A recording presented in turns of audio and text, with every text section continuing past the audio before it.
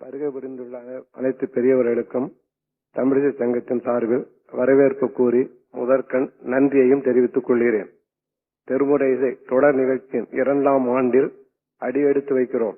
இதனை ஒரு விழாவாக எடுக்க வேண்டும் என்ற எண்ணம் நீண்ட நாளாக இருந்த போதிலும் தவிர்க்க முடியாத காரணங்களால் நம் தலைவரும் மதிப்பியல் செயலரும் இங்கு வந்து கலந்து கொள்ள இயலாத நிலை.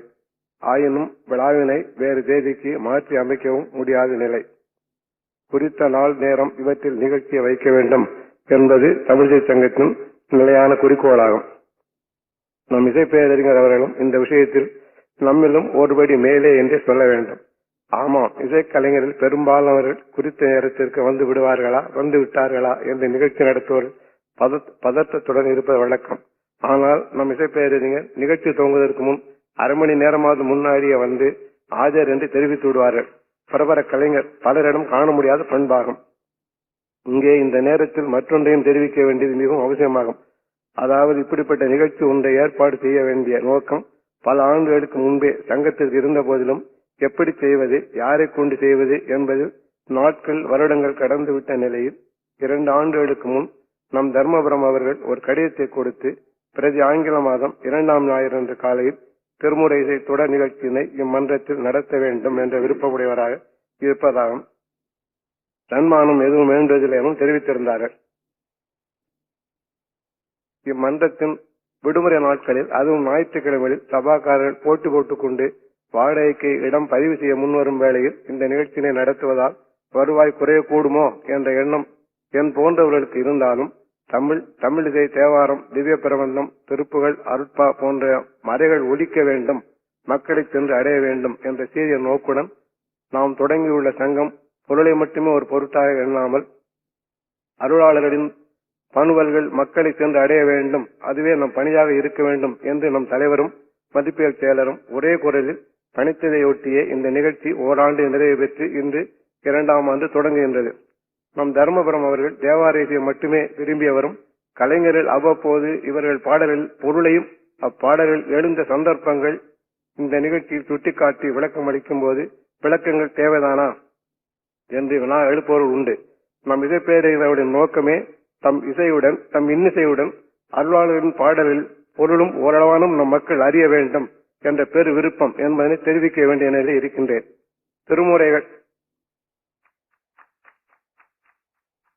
திருமுறைகள் பற்றி உங்களுக்கு நான் எடுத்துக் கூற போதிய பயிற்சி இல்லாதவன். ஆயினும் நம் சமய உண்மைகளை நிலைநாட்டும் அருள் நூல்களை அவர்கள் ஓதியும் ஓதுவித்தும் பயனடைய வேண்டியது ஆன்மாக்களின் தலையாய கடமையாகும்.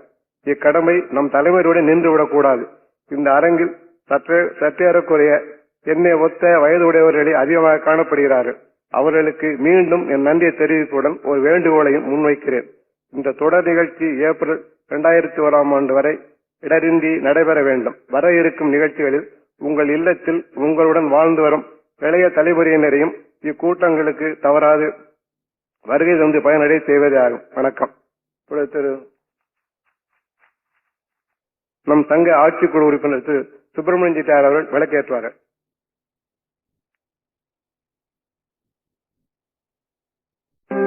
பதையே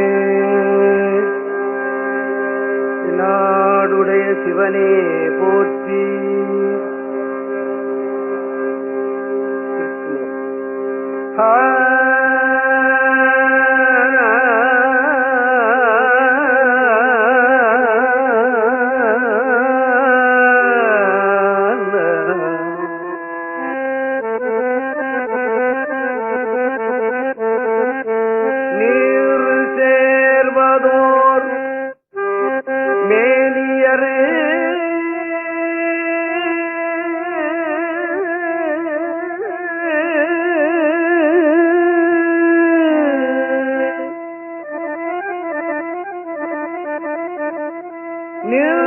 சேர்வதோர் மேனியர் நேரிழை கூறு சேர்வதோர் கோலமா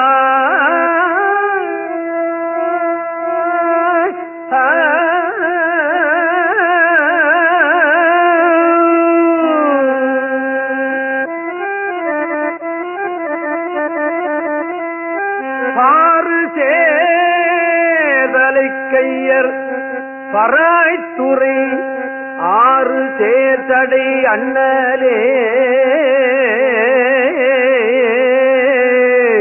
பராய்த்துறை அண்ணலே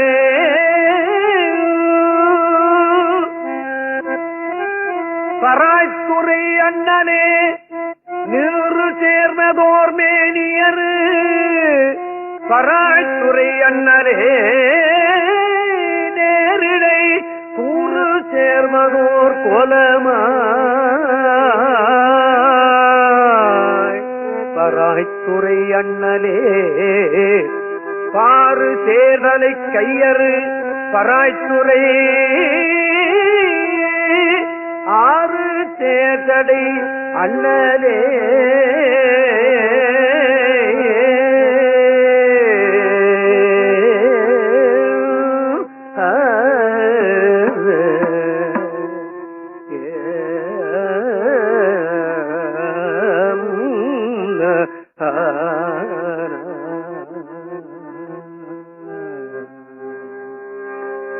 நீர் சேர்வதோர் நேரியர் நேரிடை கூறு சேர்வதோர் கோலமாய் நீர் சேர்வதோர் நேரியர் நேரிடை கூறு சேர்வதோர் கோலமாய் நீர் சேர்வதோர் நேரியர் நேரிடை கூறு சேர்வதோர் கோலமாய் பார் சேர்தலை சேர்தலை கையவராய் துறைதார் சேர்தலை சேர்தலை கையவராய் துறை ஆறு சேர்தடை அண்ணலே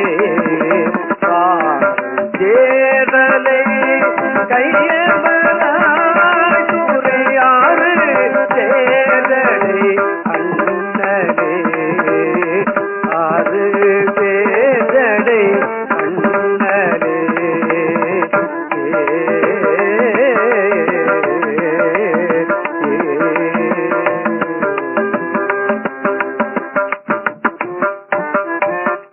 செல்வ மல்கிய செல்வ பராய்த்துறை செல்வ வேற்றிடை செல்வ ஞானதம் வந்த செல்வ செல்வமாகவே செப்பவே செல்வ ஞானதம் வந்த செல்வமாகவே செப்பவே செல்வமாகவே செப்பவே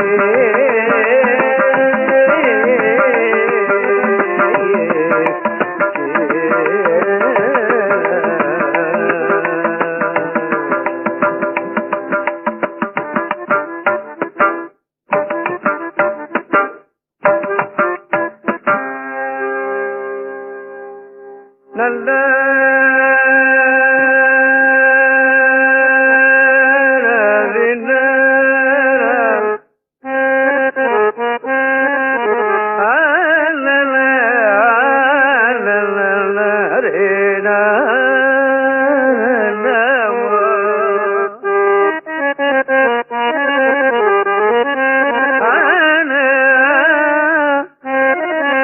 வேதநெறி தழைத்து ஓங்க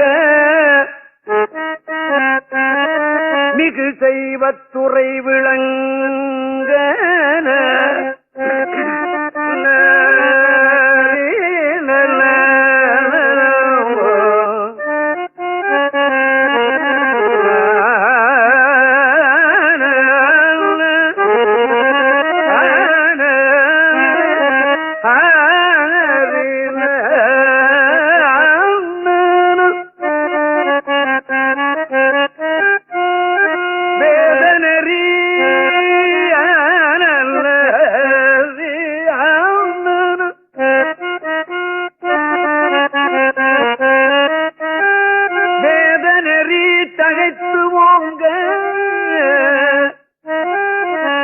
செய்வத்துறை விளங்க பூதபரம்ப வரை பொலிய புனிதவாய் மலர்ந்தடுத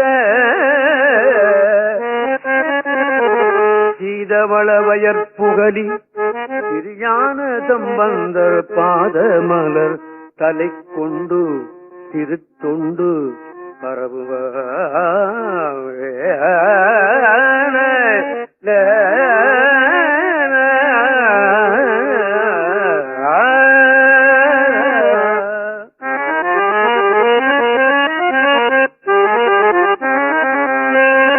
வேதனரி தழைத்தோங்க மிகு செய்வ துறை விளங்க வேதனரி தழைத்தோங்க மிகு செய்வ துறை விளங்க வேதனரி தழைத்தோங்க மிகு செய்வ துறை விளங்க பூத பரம்பரை போலிய புனிதவாய்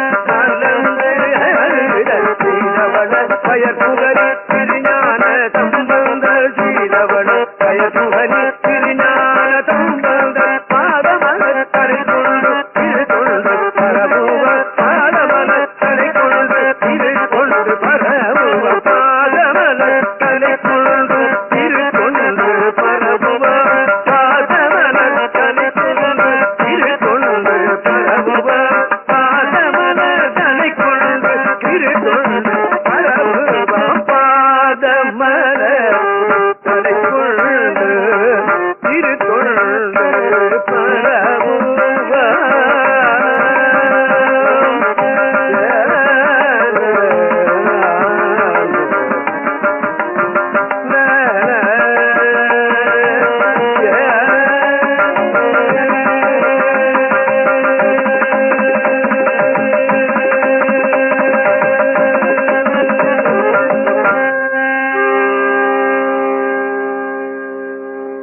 மழைதான் காரணம் மண்மேல் உயிரினங்கள் வாழ்வதற்கு. மழை இல்லாவிட்டால் பசும்புல்லுடைய தலையை கூட நீ காண முடியாது என்பது வள்ளுவர் வாக்கு. அதற்காகத்தான் திருஞான சம்பந்தர் தேவாரத்திலே 7 பதிகங்கள் மேகராக குறிஞ்சி என்ற பெயரோடு 7 பதிகங்கள் இருக்குது. இந்த 7 பதிகங்களையும் அன்போடு பக்தியோடு கோயிலிலே ஓதுவார்களை ஓதச் செய்தால், மறுபடியும் திருக்கோயில்களிலே இந்த 7 பதிகத்தையும் அன்போடு பக்தியோடு இந்த ஓதுவார்களை ஓதச் சொன்னால் மழை பொழியும் என்பது வரலாறு மாத்திரமில்லை, நானே பார்த்திருக்கிறேன். அதுல நமக்கு நம்பிக்கை இருந்தால் அப்படி ஓத செய்யலாம் இல்லையா? ஆமா, எனக்கு தெரியும். நம்பிக்கையோடு செய்தால் நிச்சயமாக இது கிடைக்கும். அதற்காகத்தான் இப்ப இந்த ஒரு பதிகம் அதுல இருந்து நான் பாடி காட்டினேன். மேகராக குறிஞ்சி இருந்து ஒரு பதிகத்துல 2 பாட்டு தான் நான் பாடி காட்டினேன். 70 பாட்டு இருக்கிறது. எந்த அளவுக்கு நாம அதுல அன்பு செலுத்துகிறோமோ அந்த அளவுக்கு நமக்கு பயன் நிச்சயமாக கிடைக்கும் என்று சொல்லி, சென்ற மே மாதத்தில் இருந்து இந்த மே மாதம் முடிய 11 நிகழ்ச்சிகள் இங்கே திருமுறை தொடர் நிகழ்ச்சிகள் நடந்தது. 12 நடந்திருக்க வேண்டும். ஒன்று என்னுடைய கண் அறுவை சிகிச்சையினாலே விடப்பட்டது. ஆக 11 நடந்தது. அதற்கு நாம் இந்த தமிழ்ச் சங்கத்திற்கு நன்றி செலுத்த கடப்பாடுடையோம். நிச்சயமாக நான் தமிழ்நாடு பூரா சுற்றி தேவாரம் பாடியவன், தெரு தெருவா பாடியவன், எத்தனையோ சபைகளை பாடினவன். ஆனா இந்த மாதிரி ஒரு அமைதியாக இருந்து கேட்பதற்கு வேறொரு இடம் கிடையாது என்பதுதான் நான் தேர்ந்து எடுத்தது. இது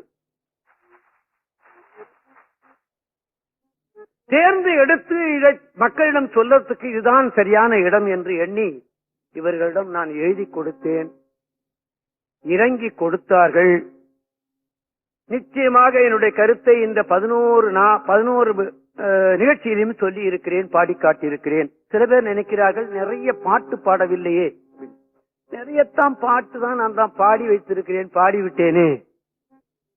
அதுலதான் ரொம்ப பேருக்கு தேவாரம்னா என்னன்னே தெரிய மாட்டேங்குது. அதுக்காக தான் அங்கங்கேயும் சில வரலாறுகளும் கருத்துக்களும் சொல்ல வேண்டும் என்ற நோக்கத்தில் தான் இந்த இது அமைக்கப்பட்டது. என்னுடைய நோக்கம் அதுதான். அப்படித்தான் செய்து கொண்டிருக்கிறேன். இப்படி ஒரு வருடம் பூராக நமக்கு நடத்துவதற்கு இப்படி இடம் கொடுத்த இவர்களுக்கு நன்றி செலுத்திக் கொள்ளுவோம். வாழ்க என்று அவர்களை நாம் வாழ்த்து விடுவோம். கையத்தான் தட்டி விடுவோம் என்று சொல்லி இந்த மே மாதத்திலிருந்து இது 2வது ஆண்டு. எனக்கு இன்னொரு ஆண்டு கொடுங்கள். நான் முன்ன எழுதி கொடுக்கும் போது ஒரு ஆண்டு நடத்துவோம், ஜனங்கள் ஏற்றுக்கொண்டால் நீட்டுவோம், இல்லைட்டால் குறைத்து விடுவோம் என்றுதான் எழுதி கொடுத்திருந்தேன். நிச்சயமாக ஜனங்கள் ஏற்றுக்கொள்ளுகிறார்கள் என்று சொன்னும் போது இன்னொரு வருடம் எனக்கு தாருங்கள் என்று கேட்டபோது தலைவர் எந்த விதமான தயக்கமும் இல்லாமல் எடுத்துக் கொள்ளுங்கள் என்று சொல்லிவிட்டார்கள். எவ்வளவு நன்றி செலுத்தினாலும் தகும். நான் இந்த மக்கள் காதிலே தேவாரம் எப்படியாவது சென்று அடைய வேண்டும். இதுதான் என்னுடைய முக்கியமான நோக்கம். அன்னையிலிருந்து இன்னை வரலையும் அப்படித்தான் நான் செய்து கொண்டிருக்கிறேன் இயன்றவரை. அப்படி இந்த ஆண்டு துண்டு துண்டாக நான் இதுவரையும் பாடி காட்டினேன். சென்ற நிகழ்ச்சியிலே நான் திருத்தாண்டகங்கள் என்று ஒரு பகுதி உங்களுக்கு நான் நினைவூட்டினேன். நினைவிருக்கலாம் உங்களுக்கு. இப்பொழுது இந்த ஆண்டிலிருந்து நான் என்ன செய்யலாம் என்று எண்ணி இருக்கிறேன். திருஞான சம்பந்தருடைய வாழ்க்கை வரலாறை ஒட்டி நாம் பாடி காட்டுவோம், கருத்துக்களை சொல்லுவோம் என்று எண்ணி நான் தயார் செய்து கொண்டு வந்திருக்கிறேன். திருஞான சம்பந்தர் முதல்ல என்ன பாடினார், 2வது பதிகம் எது, 3வது பதிகம் எது, 4வது பதிகம் எது என்று நமக்கு வரிசைப்படுத்தி கொடுத்தவர் யார் தெரியுமா? யார் தெரியுமா? மரியாதற்கும் மறுப்பதற்கும் வணக்கத்திற்கும் உரிய தெய்வ சேக்கிழார் பெருமான் தான்.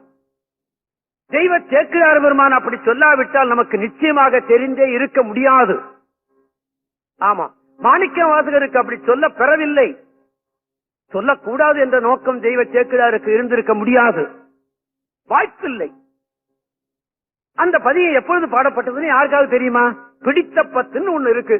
சரி, அது திருத்தோணிபுரத்துல பாடப்பட்டதுன்னு இருக்கே தவிர எந்த சமயம் பாடினார், என்ன ஏன் பாடினார் அப்படின்னு சொல்ல முடியுமா? முடியாது.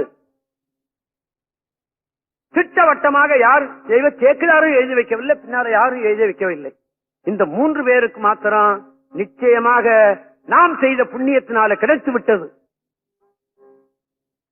ஆக அந்த வரலாற்று அடிப்படையிலே திருஞான சம்பந்தருடைய வரலாறை சொல்லி உங்களுக்கு அந்த பாடல்களை நினைவூட்டி விடலாம் என்ற எண்ணம் நான் கொண்டிருக்கிறேன், செய்வோம் இருக்கிறேன். அதனால்தான் முதல்ல அவருக்கு அந்த திருஞான சம்பந்தர் புராணத்தில் முதல் பாட்டுதான் வேதநெறி தழைத்தோங்க என்று தொடங்குகிறார் தெய்வ சேக்கிழார் பெருமான். வேதம்தான் நமக்கு அடிப்படை நூல், அதற்கப்புறம் தான் தமிழ் வேதம் என்று சொல்லப்படும் தேவாரத்தை. அதனாலதான் சுவாமி என்ன சொன்னார், வேதநெறி தழைத்தோங்க மிகு சைவத்துறை விளங்க.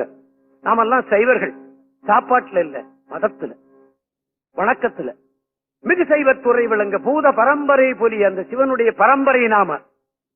புனிதவாய் மலர்ந்து எழுத சீதவள வயப்புகரி திருஞான சம்பந்தர் பாதமலர் தலை கொண்டு திருத்தொண்டு பரவுவாம் என்று சொல்லுவார் தெய்வ சேக்கிழார் பெருமான். இது அவருடைய புராணத்துல முதல் செய்யுள். திருஞான சம்பந்தர் பிறந்த திருத்தலம் சீர்காழி. அது உங்களுக்கு தெரியும் தானே? தெரியும் தானேன்னு ஏன் சொல்லணும்? நிச்சயமா நான் சொல்லித்தான் தீரணும். அவருடைய தந்தையார் பெயர் சிவபாத ஹிருதயர், தாயார் பெயர் பகவதி அம்மையார். குலம் பிராமண குலம், கவுண்டின்யன் குலம் என்று ஞான சம்பந்தரே நிறைய இடத்த சொல்றார். கவுனியன் கவுனியன் கவுனியன் கவுனியன் என்று சொல்லுகிறார் அவர். ஆமா, அந்த குலத்துல வந்தவர். நாடு அப்ப இருந்த நிலை 1300 ஆண்டுகளுக்கு முந்தி 7வது நூற்றாண்டுல விபூதி இட்டுக்கொண்டு ஒருத்தன் தெருவிலே போக முடியாது, ருத்ராட்சம் போட்டுக்கொண்டு ஒருத்தன் தெருவிலே போக முடியாது. உத விழும், அடி விழும். மனிதனுக்கு மாத்திரம் இல்ல, மகேஸ்வரன் கோயிலுக்கே விழுந்தது அந்த அடி. கோயில்கள்லாம் இழுத்து மூடப்பட்டது. சுருங்க சொல்ல போனா லிங்கங்கள் எல்லாம் எடுத்துக்கொண்டு போட்டு உடைச்சு மூடியும் விட்டாங்கள். வரலாறு அப்படியும் வருகிறது. இதை நினைத்து பார்த்தார் சிவபாத ஹிருதயர். அப்போது வேத விற்பன்னர்கள் இருந்தார்கள், ஆகம விற்பன்னர்கள் இருந்தார்கள், சாஸ்திர விற்பனர் இருந்தார்கள். சரித்திர விற்பனர்கள் இருந்தார்கள், அரசர்கள் இருந்தார்கள், குறுநில மல்லர்கள்லாம் இருந்தார்கள். அந்த வேற்று மதத்தை அடக்கி இந்த சைவ மதத்தை வாழ வைக்க அவர்களுக்கு திராணி இல்லாமல் சென்று இருக்கிறது என்றுதான் நான் நினைக்கிறேன். ஆமா, குறுநில மன்னர்கள் எல்லாம் கூட அந்த சமண மதத்தில் சேர்ந்து விட்டார்கள். நமது மதம் நிச்சயமாக கொஞ்சம் கொஞ்சமாக பாம்பு தவக்களே விழுங்குறது மாதிரி விழுங்கிக் கொண்டே இருக்கிறது. வருத்தப்பட்டவர் ஒருத்தர் தான், அதுதான் சிவபாதகிருதயர். நேர திருத்தோணிபுரத்துக்கு போனார். திருத்தோணிபுரத்தில் இருக்கிற சிவன் ஆதி சிவன் என்று நான் உங்களுக்கு நினைவூட்டி இருக்கிறேன். அந்த சுவாமி கையிலே மான் கிடையாது, மழு கிடையாது. மானும் மழுவும் இடையிலே வந்ததுதானே? ஆம். அந்த சிவனிட்ட போய் கேட்டார், சுவாமி, எங்களுக்கு திராணி இல்லை இந்த வேற்று மதத்தை அடக்குவதற்கு, வேற்று மதத்தை அடக்குவதற்கு உரிய குழந்தையை நீ கொடு என்று கேட்டார் என்று பெரிய புராணம் பேசுகிறது. ஆமா,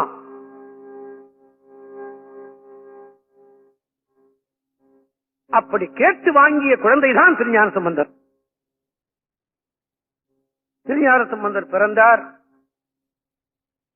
நான் கதையை நீட்டிக்கிட்டே போக விரும்பல, சுருக்கமா சொல்லிக்கிட்டே வந்துருவேன். திருஞான சம்பந்தருடைய தந்தையார் வேதங்கள் ஓதுவதிலேயும் பஞ்சாட்சரம் ஜபம் பண்ணுவதிலேயும் தன்னுடைய நியமத்திலிருந்து அவர் விடுபட்டவரே அல்ல. ஆமா, அப்படி தண்ணீர்ல மூழ்கிக்கிட்டு ஒரு ஜபம் பண்ணுவாராம் அவர். தண்ணீர்ல மூழ்கிக்கிட்டு, தரையில இருக்கிறவனே ஜபம் பண்றது இல்லையே, தண்ணீர மூழ்கிட்டு ஜபம் பண்ணுவாராம். அந்த ஜபத்துக்கெல்லாம் விளக்கம் எழுதியிருக்கிறார்கள். அதை சொல்லுவதற்கு எனக்கு தகுதியும் இல்லை, நேரமும் இல்லை. அப்படி இந்த தண்ணீர மூழ்கி கொண்டு அந்த ஜபம் செய்வார். அப்பொழுது திருஞான சம்பந்தருக்கு வயசு 3. சீர்காழியில திருக்கோயில்ல குளம் இருக்கிறது, இன்றும் இருக்கிறது. இன்றும் குளிக்கலாம். சில கோயில்கள்ல திருக்குளம் இருக்கும், கால் கூட வைக்க முடியாது. உதாரணமாக நான் இப்ப ஒன்னே ஒண்ணு நினைச்சு பார்ப்போம், எனக்கு நினைப்புல வர்றது. இப்ப இதுல இருக்கு, திருவொற்றியூர்ல வெளியில ஒரு குளம் இருக்க, கால் வைக்க முடியுமா? இறங்க முடியுமா? உள்ள இருக்கிற குளம் கொஞ்சம் தேவையில்லைன்னு நினைக்கிறேன். அது கூட எனக்கு சரியா நினைவில் இல்ல, இல்லையா? ஆமா, அந்த உடலை சுத்தம் பண்ணிக்கொள், சுத்தம் பண்ணிக்கிட்டு அங்க போய் உள்ளத்தையும் சுத்தம் பண்ணிக்கொள் என்றுதான் அதற்கு அர்த்தம் என்று நான் நினைக்கிறேன். இந்த சீர்காழியில திருக்கோயிலுக்கு உள்ளேயே குளம் இருக்கிறது. நான் இப்ப கூட போய் அதுல கைகால் அலம்பிட்டு அனுஷ்டானம் பண்ணிட்டு போனேன், போன மாதம் சீர்காழிக்கு போயிருந்த போது. ஆமா, சீர்காழியில இந்த திருமுலைப்பால் உண்ட நாளன்று இந்த ஓதுவார்கள்லாம் சேர்ந்து ஒரு இசை விழா நடத்துகிறோம். 2 ஆண்டுகளாக நாங்கள் செய்த புண்ணியம். நாங்கள்லாம் ஒன்னா சேரவே மாட்டோம், நவக்கிரகத்தை விட மோசம் நாங்க. இப்படி ஒருத்தன் ஓதுவார் திரும்பிடுவான், இப்படி ஒரு ஓதுவார் திரும்ப, இவனை கண்டா அவன் திரும்புவான், அவனை கண்டா இவன் திரும்புவான். இப்படித்தான் இருந்தோம். என்னமோ 2 வருடமாக அந்த விழாவுக்கு மாத்திரம் எல்லோருமாக சேர்ந்து அங்கே பாடிக்கொண்டு இருக்கிறோம். அது யார் செய்த புண்ணியமோ தெரியும். ஆக அந்த குளத்துல போய் இப்ப கூட நான் அன்னைக்கு கையால் அலம்பிட்டு அனுஷ்டானம் பண்ணிட்டு தான் பாட போனேன். அந்த குளத்துல போய் மூழ்குவதற்காக சிவபாதகிருதயர் புறப்பட்டார். 3 வயது குழந்தை, நானும் கோயிலுக்கு வருவேன் என்று சொன்னார். சரிவா அப்படின்னு அழைச்சிட்டு போறார். ஏன்? அந்த நல்ல வேலை வந்து விட்டது அவருக்கு. சிவனுடைய அருள் பெறுவதற்காக அவர் காத்திருக்கிறார். கோயிலுக்கு வரேன்னு சொன்ன போது வேண்டாம் என்று அவரை நிறுத்தவில்லை, அழைச்சிட்டு போறார். இவருக்கு தண்ணியில மூழ்கிட்டு ஜபம் பண்ணணும்னு தெரியும் அல்லவா? வேற குளத்தாங்கரையில குழந்தைய வச்சுட்டு ஒரு ஜபம் பண்ண முடியுமா அப்படின்னு எண்ணல. ஏன் என்ன விடல? காரணம் என்ன? அந்த திருவருள் அவருக்கு கிடைக்க வேண்டிய வேலை வந்து விட்டது. அழைச்சிட்டு போனார். குழந்தை ஆண்டவனை கேட்டு வாங்கிய குழந்தை கரை மேல உட்கார்ந்து இருக்கிறான். ஜபம் முக்கியமா குழந்தை முக்கியமா என்று எண்ணினார் சிவபாதகிருதயர். நாமளா இருந்தா என்ன செய்திருப்போம்? ஜபத்தை விட்டு விட்டு நிச்சயமாக இந்த குழந்தையை தூக்கிட்டு வீட்டுக்கு போயிருப்போம். நிச்சயமா நானும் அப்படித்தான் செய்வேன், நீங்கள் அப்படித்தான் செய்வீங்க. ஆனா சிவபாதகிருதயர் என்ன பண்ணினார்? ஜபந்தான் முக்கியம் அப்படின்னு நினைத்தார். அந்த தண்ணியில இருந்தபடியே அப்படி திரும்பி பார்த்தார். இந்த திருத்தோணிபுரத்து சிகரம் தெரிந்தது. அந்த சாமியை கேட்டுத்தானே இந்த குழந்தையை வாங்கினார்.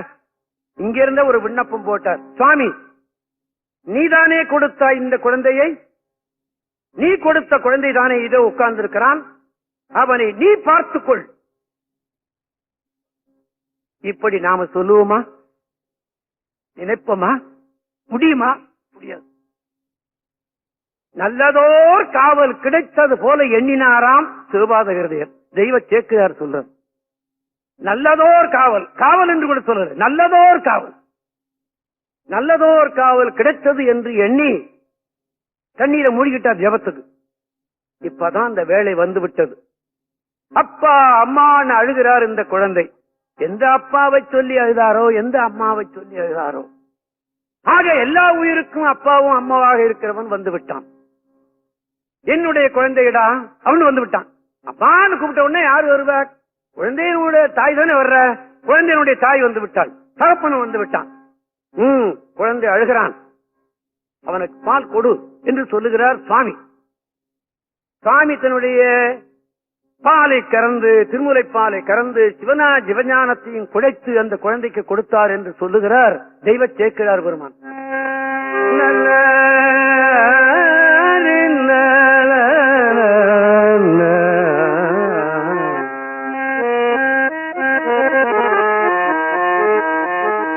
எண்ணறிய சிவஞானத்து இன்னமுதம் குழைத்தருளி. அந்த சிவஞானத்தை நாம எண்ண முடியுமா? தெய்வ சேக்கிழார் பெருமான் போடுகிற சொல், எண்ணறிய சிவஞானத்து இன்னமுதம் குழைத்தருளி.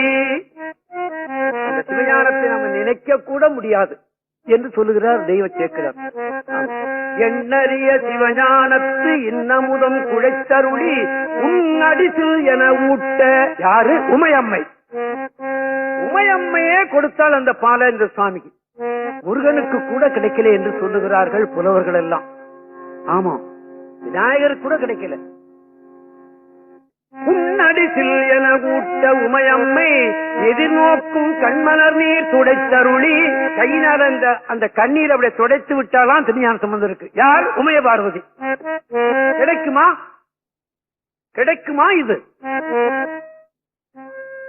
எதிர்நோக்கும் கண்மலர் நீர் துடைத்தருளி கையில் பொற்கிண்ணம் அளித்து அண்ணலை அங்கு அழுகை தீர்த்து அங்கனார் அருள் புரிந்தார். இங்க பாலை கொடுத்தது யார்? நல்லா நீங்க ஞாபகம் வச்சுங்க. நான் பின்னால அதுக்கு நான் வேற ஒன்று ஒரு கருத்து சொல்ல போறேன். பாலை கொடுத்தது யார்? அம்பிகை. ஆமா, அருள் செய்தது சிவன், கொடுத்தது யார்? அம்பிகை தான். நிச்சயமாக பெரிய புராணம் அப்படித்தான் சொல்லுகிறது. இசை உலகத்திலே என்ன சொல்லப்படும்? பாடலை தாய் என்று சொல்லப்படும், தாளத்தை தந்தை என்று சொல்லப்படும். இந்த தாயும் தந்தையும் இந்த ராகமும் தாளமும் தெரியாதவன் மேடையிலே பாட முடியாது. அப்படியே பாடினாலும் அது விளக்கம் பெறாது. நிச்சயம் சும்மா ஏதோ ஏமாந்தம் இருந்தான்னா பாடிட்டு போகலாம், கேட்டுக்கிட்டு போவோம், அவ்வளவுதான். ஒழுங்காக ராகம் பாட முடியாது. ஒழுங்காக தாளம் போட்டால் தான் தாளம் பாட்டு நிற்கும், இல்லாட்டி நிக்காது, நடக்காது. இது இசை உலகம் கண்ட உண்மை. ஆக இப்பொழுது அம்பிகை என்ன பண்ணினால்? பாலை கொடுத்து விட்டாளா? இசை வந்து விட்டது. தாளம் வரணும், இன்னும் பாக்கி, அது பின்னால வருகிறது. அதற்குத்தான் நான் அதை உங்களுக்கு நன்றாக அழுத்தம் திருத்தமாக சொல்லுகிறேன். இதை பொற்கிண்ணத்தில பால் கொடுத்தது உண்மைதானா? இது திருஞான சம்பந்தர் பின்னால் ஒரு காலத்துல சொல்லுகிறார். போதையார் பொற்கிண்ணத்து அடிசில் கொள்ளாது என காதையார் மூனி ஊர காணனையாண்டவன் போதையார் பொற்கிண்ணத்து அடிசில் கொள்ளாது என காதையார் மூனி ஊர காணனையாண்டவன் போதையார் பொற்கிண்ணத்து அடிசில் கொள்ளாது என காதையார் மூனி ஊர காணனையாண்டவன் காதையார் கூடையினம் கழுமல வள நகர் காத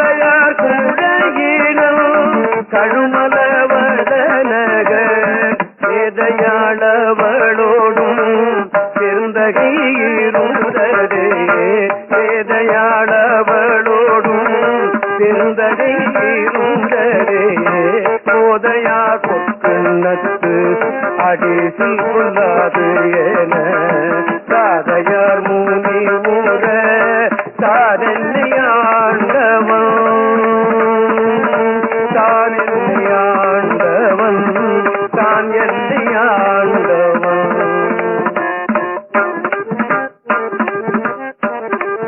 ஆக பொற்கிண்ணத்துல அம்பிகை கொடுத்தாள் பால் என்பதற்கு திருஞான சம்பந்தருடைய வாக்கு இது. மற்றொரு இடத்திலே திருஞான சம்பந்தர் சொல்லுவார், நான் உன்னையே சிந்தனை செய்து கொண்டு சிவலோகத்திலே இருந்தேன், என்னை நீதானே இங்கே பிறக்க பண்ணினாய் அப்படின்னு சொல்லுகிறார் சிவனை.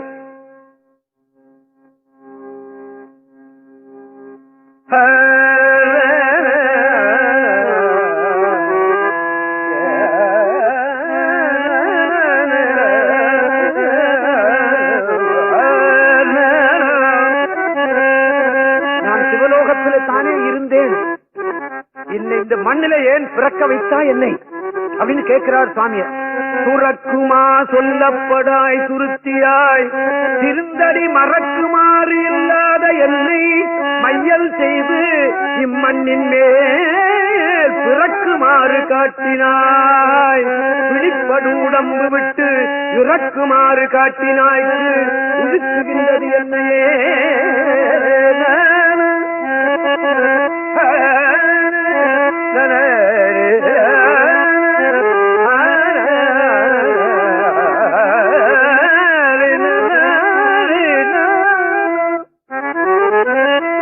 திருந்தடி மறக்குமாறு இல்லாத என்னை மையல் செய்து இம்மண்ணின் மேல் பிறக்குமாறு காட்டினாய். இது கூட அவருடைய சரித்திரத்தினுடைய உட்கருத்து என்று சொல்லுவார்கள் பெரியோர்கள். உன்னை மறக்காமல் அங்கே இருந்தேன், நீதானே என்னை பிறக்க வைத்தாய் என்று சொல்லுகிறார்.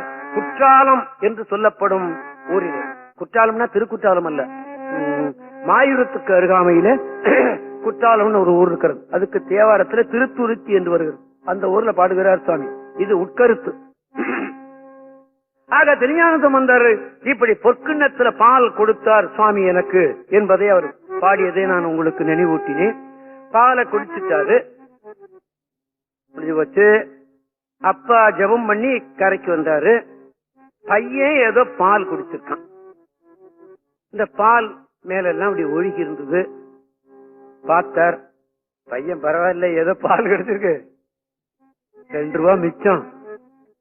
ஒரு டம்ளர் பால் யாரோ கொடுத்துருக்காங்க, கையில ஒரு பொன்கிண்ணத்தை வச்சுக்கிட்டு இருக்கிறான், கையில பொன்கிண்ணத்தை வச்சுக்கிட்டு இருக்கான், பால் குடிச்சுட்டு பொன்கிண்ணம் வேற கிடைச்சிருக்குது, பால் வேற கிடைச்சிருக்குது மிச்சம் அப்படின்னு நினைக்கல. ஒரு காலத்துல அனாவசியமா ஒரு வீட்டுல தண்ணீர் கூட குடிக்க மாட்டார்கள் நமது நாட்டுல. அப்படி இருந்த நாடுதானே இது. தெருவுல எச்சில் துப்ப மாட்டான், பலரும் நடக்கிற இடம் அப்படின்னு. இப்ப தெருவுல தான் துப்புவான், தெருவுல தான் குப்பையை கொட்டுவான்.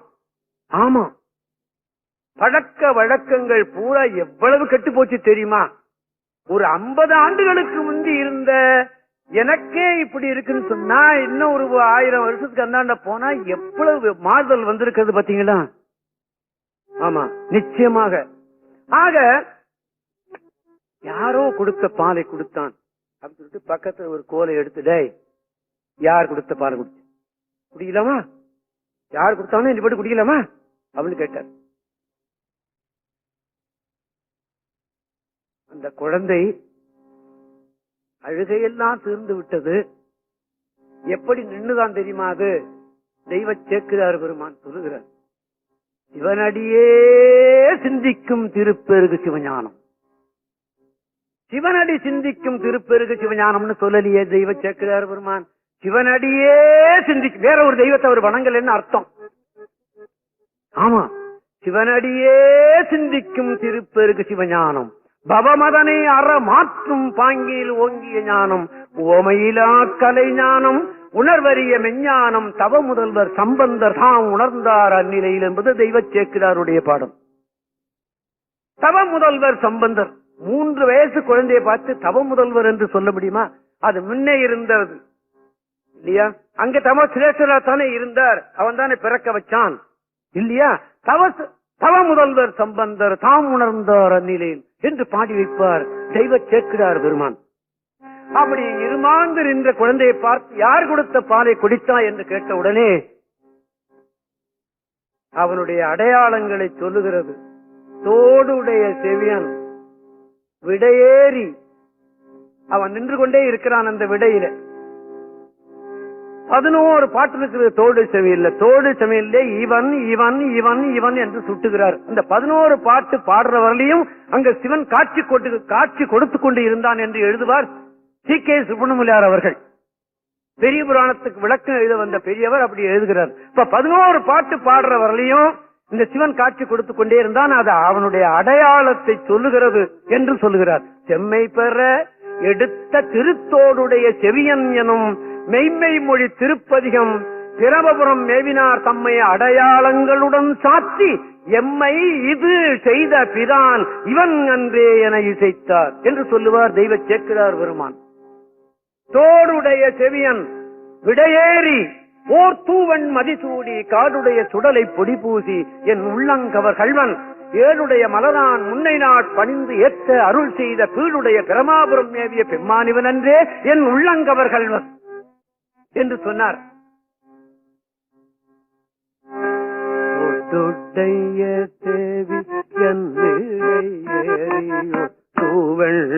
மதிசூடி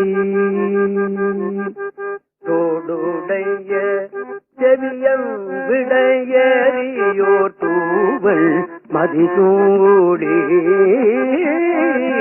தோடுடைய செவியன் விடையேறியோர் தூவல் மதிசூடி காடுடைய குரலை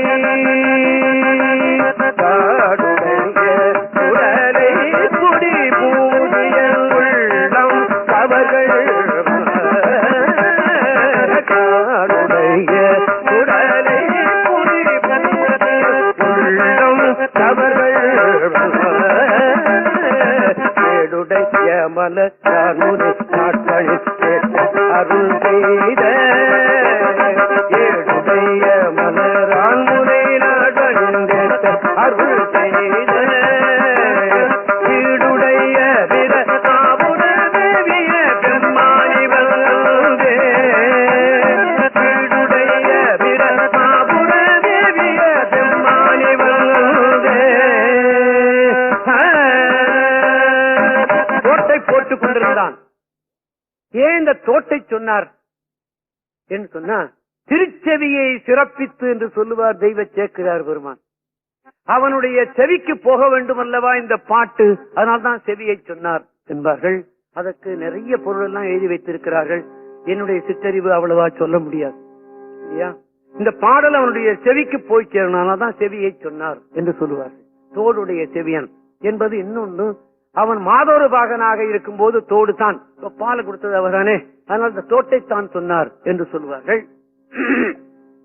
இன்னொன்னு, இந்த காதுல ஒரு முனிவர், 2 முனிவர்கள் காதுல இருந்து கொண்டு வேதங்கள் ஓதிக்கொண்டே இருக்கிறார்களா, அதை சிவன் கேட்டுக்கொண்டே இருந்தானா. நீ அவனுக்கு சொல்லுவதை கேட்டுக்கொண்டிருக்கிறாயே, நான் சொல்லுவதையும் கேட்டுக்கொள் என்றுதான் செவியை சொன்னார் என்றும் சொல்லுவார்கள். தோடுடைய செவியன் விடையேறி தர்மமே ரிஷவாக வந்து அதில் ஏறி வருகிறானாம். அவன் விடையேறி ஓர் தூவன் மதிசூடி, சந்திரன் தவறு செய்து விட்டான், அவனையும் தலையில் ஏற்றுக் கொள்ளுவேன், தவறு செய்தவனையும் நான் ஏற்றுக்கொள்ளுவேனடா என்று சொல்லுவதற்குத்தான் சூடிக்கொண்டிருக்கிறான் என்று சொல்லுவார்கள். ஓர் தூவன் மதிசூடி காடுடைய சுடலை பொடி பூசி, உலகமெல்லாம் காடா போன போது அவன் ஆடினான், அந்த விபூதியை பூசிக்கொண்டான் என்று சொல்லுவார்கள். என்னை இந்த நெறிக்கு ஆட்படுத்திய அருணந்தி தம்பிரான் சுவாமிகள் இதற்கு வேறொரு பொருள் சொல்லுவார். காசியிலே அந்த அரிச்சந்திர கட்டத்திலே வேகிற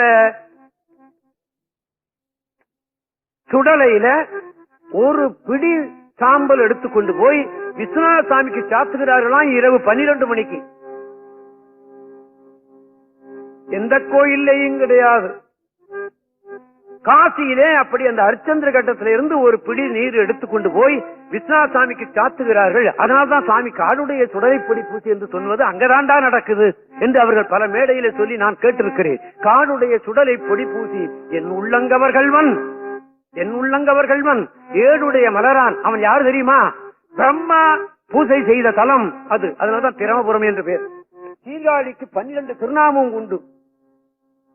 பிரமபுரம் பிரமன் வழிபட்டது, வேணுபுரம் இறைவன் மூங்கிலாக இருந்தான், புகழி தேவர்கள் புகலிடமாக இருந்தது, வெங்குரு வியாழன் வழிபட்ட தலம், தோணிபுரம் தோணிபுரத்தில் சாமி இருக்கிறான், பூந்தராய், சிரபுரம், புறவம், தன்பை, சீர்காழி, கொச்சைகயம், கழுமலம் என்று 12 திருநாமம் அந்த ஊருக்கு.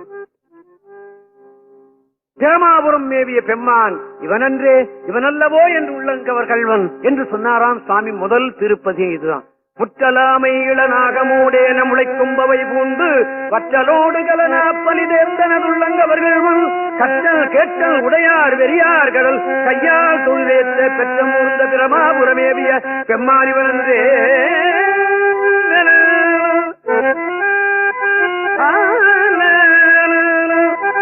நீர் பரந்த நிமிர் புஞ்சடை மேலோர் நிலாவன் மதிதூடி ஏர் பரந்த இளவெள்வளை சோரையன் உள்ளங்கவர்கள்வன் ஊர் பரந்த உலகின் முதலாகிய ஓரூர் இது என்ன பேர் பிறந்த பிரமாபுரமேவிய பெம்மானிவன் என்று 10-11 பாட்டு எனக்கு தெரியும்.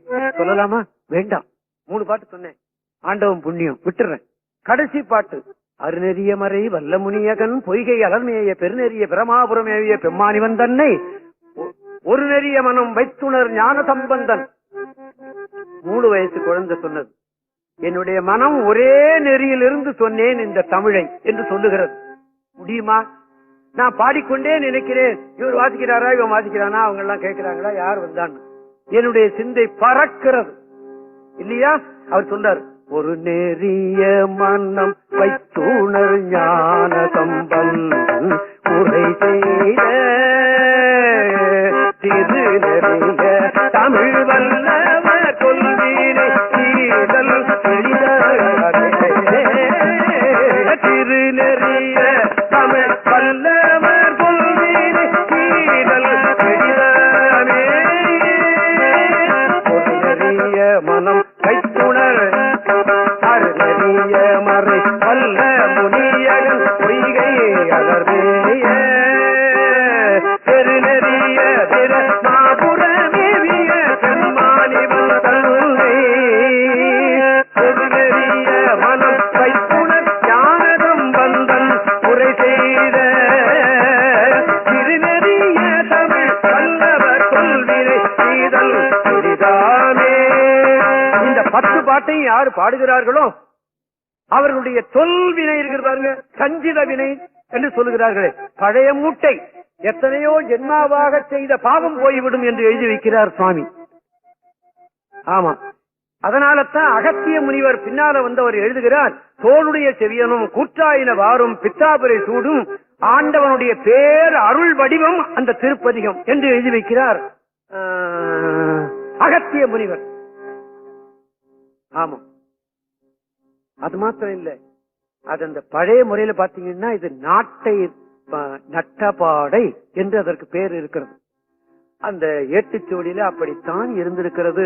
நமக்கு எடுத்து தந்தானே அந்த மகாமன்னன் ராஜராஜ சோழன் இல்லையா? ஆமா, அது இப்படித்தான் அந்த பெண் பாடி காட்டினாள் என்று நமக்கு வரலாறு சொல்லுகிறார்கள். இன்னைக்கு நாங்கள் எப்படியோ பாடிட்டு இருக்கிறோம். அது எங்களுடைய விதிவசம், அதை விட்டு விடுவோம். ஆக அது என்ன வருகிறது அப்படின்னு கேட்டா, இந்த அந்த நாட்டை அப்படிங்கிற ராகத்துக்கு பாத்தீங்கன்னா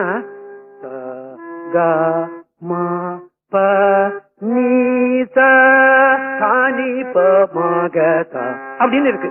இதற்கு ஆரோகண அவரோகணம் என்று பெயர் சங்கீதத்துல. இது எலும்பு மாதிரி. இப்ப நம்ம உடம்புக்கு எலும்பு இல்லைன்னா என்ன, புழுவுக்கு தான் எலும்பு கிடையாது, நமக்கெல்லாம் எலும்பு உண்டே இல்லையா? இந்த எலும்பு இல்லாட்டி வேணா இந்த கை இப்படி நிக்காது, அப்படி நிக்காது, தோண்டு இல்லையா? ஆமா, இந்த எலும்பு மாதிரி தான் இந்த சுரங்கள். அது இல்லாம பாட முடியாது. அது இல்லாமல் பாடினால் தப்பாத்தான் வரும். எப்பவோ ஒரு சமயம் ரைட்டா வரலாம், பல சமயம் அது ரைட்டா வரணும்னு சொன்னா அது தெரிஞ்சாதான் வரும், இல்லாட்டினா வராது. ஆக அந்த ராகம் பாத்தீங்கன்னா 5 சுரம் இருக்கிறது. என்று வருகிறது. என்ன அர்த்தம்? 5 எண்ணிக்கை கொண்ட பஞ்சாட்சரத்தைக்கு உரிய கடவுள் அவனுக்கு பாடுகிற ராகத்திற்கும் 5 சுரங்கள். அது மாத்திரம் இல்ல, இந்த தாளம் ஒண்ணு போடுறோம் பாருங்க, அதுக்கு அப்படி போடும்போது பாத்தீங்கன்னா அதுக்கு கண்டம்னு பேரு. கண்டம் சொன்னா சங்கீத உலகத்துல 5ன்னு அர்த்தம். அப்ப தாளத்திலையும் 5, ராகத்திலையும் 5, பஞ்ச கிருத்தியத்தை செய்கிற கடவுள். அது மாத்திரம் இல்ல, 5 ஊர்ல அவன் சிறப்பாக அமைந்திருக்கிறான். பிருத்தி அப்பு தேய்வாயு அல்ல. ஆக அவனுக்கு பஞ்சாட்சரம் தான் ஜபம் இல்லையா? 5 இருக்கிற கடவுளுக்கு 6 சுரத்துல ஒரு ராகம் பாடலாமா? கூடாது என்று எண்ணி இருக்கிறார். 5 சுரத்துல உள்ள ஒரு ராகம் 5 எண்ணிக்கையில உள்ள தாளத்தை போட்டு பாடியிருக்கிறார் சுவாமி. அதனால்தான் அவரை சொல்லும் போது சேக்கிழார் பெருமான் சொல்லுவார், கானத்தின் எழுபிறப்பை கண்களிப்ப கண்டார்கள் அப்படின்னு எழுதியிருக்கிறார். கானத்தினுடைய பிறப்பே திருஞான சம்பந்தர் தான் எழுதி வைக்கிறார் தெய்வ சேக்கிழார் பெருமான். இப்படி ஒரு அற்புதமான பதிகத்தை 3வது வயதிலே அவர் பாடினார் என்பது மாத்திரம் இல்லாமல், அந்த திருஞான சம்பந்தருடைய பதிகத்திலே 8வது பாடல் தோறும் இராவணனுக்கு அருள் செய்த தன்மை இருக்கும். இராவணன் என்ன செய்தான்? அவனுடைய ரதம் 10 திக்கும் செல்லும். ஒரு நாள் இப்படி வடக்கே போச்சு, அந்த இமயமலை தடுத்தது. பார்த்தான், என்னடா ரதம் போல இமயமலை. இமயமலை என்ன? தூக்கி எறி அப்படின்னா தூக்குனான். என்னடா மலை நடுங்குதேன்னு பார்த்தார் சுவாமி. கீழே அந்த பய தூக்குறான். ஓஹோ சொல்லிட்டு தன்னுடைய விரல் நுதியை எப்படி வச்சாராம். இது அப்பர் சுவாமிகள் மலித்திரை ஊண்டினானேல் மறித்து நோக்கில்லை அன்றே என்று சொல்லுவார். அப்படி நல்லா ஊனினான்னா இவன் இருக்கிற இடமே தெரியாமல போயிருப்பான். சும்மா அப்படி வச்சார். இவனுடைய 10 தலையும் தனியா ஓடி போச்சு, இந்த 20 கையும் தனியா ஓடி போச்சு. கடந்து ஐயோ ஐயோன்னு கத்துறான். அந்த வேகத்துல ஒரு முனிவர் அங்கே வந்தார். அவருக்கு பேரு வாகீச முனிவர்னு பேரு. அவர்தான் மறுபிறவியாக திருஞான சம்பந்தர் திருநாவுக்கரசர் என்று வந்தார் என்று சொல்லுவார்கள். ஏண்டா அப்படி கிடக்கிற அப்படின்னு கேட்டார். நான் மலையை தூக்குனேன், இப்படி ஆகி போச்சுன்னா. ஏண்டா சாமி தங்கிற மலைய நீ கும்பிடு போட்டு போகலாமா? நீ இப்ப மலையை தூக்கலாமாடா? ஐயா, ராத்திரி 12 மணிக்கு நம்ம வீட்டு பெல்ல ஒருத்தன் அடிச்சான்னா நமக்கு எப்படி இருக்கும்? கதவை திறக்கும்போது என்ன சொல்றேன்? பைத்தியக்காரன், எவனோ 12 மணிக்கு வந்து அடிக்கிறான்டா அப்படின்னு நிச்சயமா சொல்ல மாட்டோமோ? நிச்சயமா சொல்லுவோம். ஆமா, மலையை தூக்குனான்னா விடுவாரா? இப்படி பண்ணிவிட்டார். அப்ப சொன்னாரா அந்த வாகீச முனிவர், டேய் இறைவனை பாடுறா, பாடினா அவன் சந்தோஷப்பட்டுக்கு எதை வேணாலும் கொடுப்பான்டா அப்படின்னாரான். அவனுக்கு தசக்ரீவன் பேரு அந்த ராவணனுக்கு. ராவணன்கிற பேரே சிவன்தான் கொடுத்தான் என்று சொல்லுகிறார்கள். ஒரு நீண்ட வாழ் ஒன்று கொடுத்தான். 3000 ஆண்டு நீ வாழ்க என்று வாழ்நாளும் கொடுத்தானாம். வாழ்நாள் கொடுத்தான், வாளை கொடுத்தான், போன தலை கையெல்லாம் திரும்பி கொடுத்தான். பாட்டு பாடிவிட்டால் அவன் இறங்கி விடுவான் என்று குறிப்புக்குத்தான் இதனை சாமி 8வது பாட்டு தோறும் சொல்லி இருக்கிறார்கள் என்று சொல்லுவார்கள். இப்ப நாமளும் பாடிவிடலாமே எப்படி இல்லையா? தெரிஞ்ச வரைக்கும் பாடிவிட்டா அவனுடைய அருள் கிடைச்சு விடும் அல்லவா? இதற்காக நான் 10 வருஷம் படிச்சேன், அது மாதிரி முடியுமா? எல்லாராலையும் முடியுமா? முடியாது தானே. எதேனும் ஒண்ணு பாடிவிட்டோம்னா அவனுடைய அருள் கிடைத்து விடும் தானே. நாம எல்லாரும் சேர்ந்து பாடிவிடுவோமா? ஓம் நம சிவாய சிவாய நம ஓம் ஓம் நம சிவாய ஓம் நம சிவாய சிவாய நம ஓம் ஓம் நம சிவாய சிவாய நம ஓம் நம சிவாய நம ஓம் நம சிவாய சிவாய நம ஓம் நம சிவாய சிவாய நம ஓம் நம பார்வதீவதையே. நான் இப்படித்தான் இந்த வருஷம் டிசம்பர்ல இங்க பாடிக்கிற போது எல்லாரையும் பஞ்சாட்டம் சொல்ல சொன்னேன். அத தினமணி பேப்பர்ல ஒரு பார்த்து விட்டு அரங்கமும் ஆலயம் ஆகிவிட்டது அப்படின்னு எழுதியிருந்தார் அவர். ஆலயத்துல பஞ்சாட்டரமா சொல்றாங்க இப்போ. நல்லா இருக்கு.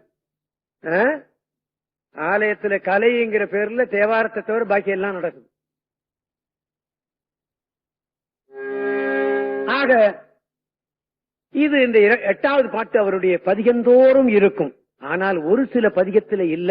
அதற்கு காரணமும் எழுதியிருக்கிறார்கள் வியாக்கியான கர்த்தாக்கள். அது பின்னால முடிஞ்சா சொல்றேன்.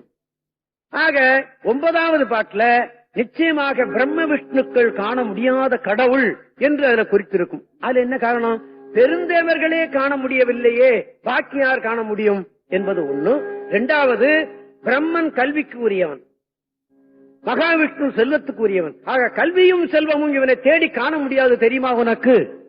அன்பால தான் அவனை காண முடியும் என்பதை குறிப்பதற்குத்தான் 9வது பாட்டு தோறும் அது இருக்கிறது என்றும், 10வது பாட்டுல நீ புறச்சமயத்துக்கு போக வேண்டிய தேவையே இல்லை, என்னுடைய சமயமே உயர்ந்த சமயம், நீ இதிலேயே இரு என்று அவர் சுற்றி காட்டுவது போல 10வது பாட்டு தோறும் வேறொரு மதத்திற்கு நீ செல்ல வேண்டாம், அவர்கள் பொல்லாதவர்கள், அவர் தப்பான வழியை உன்னை அழைத்துக் கொண்டு சென்று விடுவார்கள், வேண்டாம் என்று அந்த வழியை அவர்கள் சொன்னது இந்த 10வது பாட்டு தோறும் அது வரும். 11வது பாட்டுல நிச்சயமாக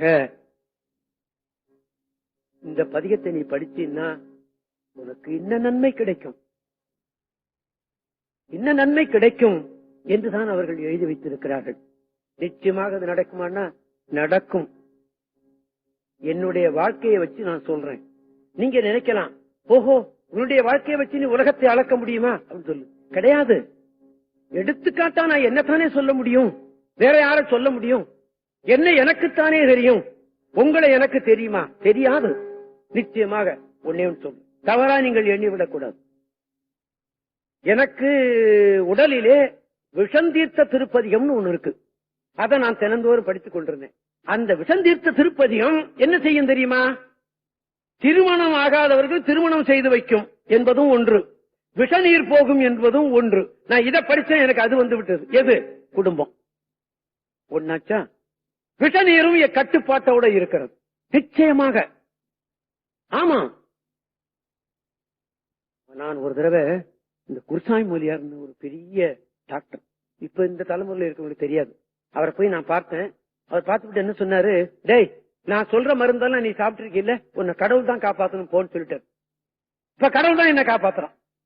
அவர் குருசாமி மொழியார் சொன்னபடி கடவுள் தான் என்ன காப்பாத்துறான் நிச்சயமாக.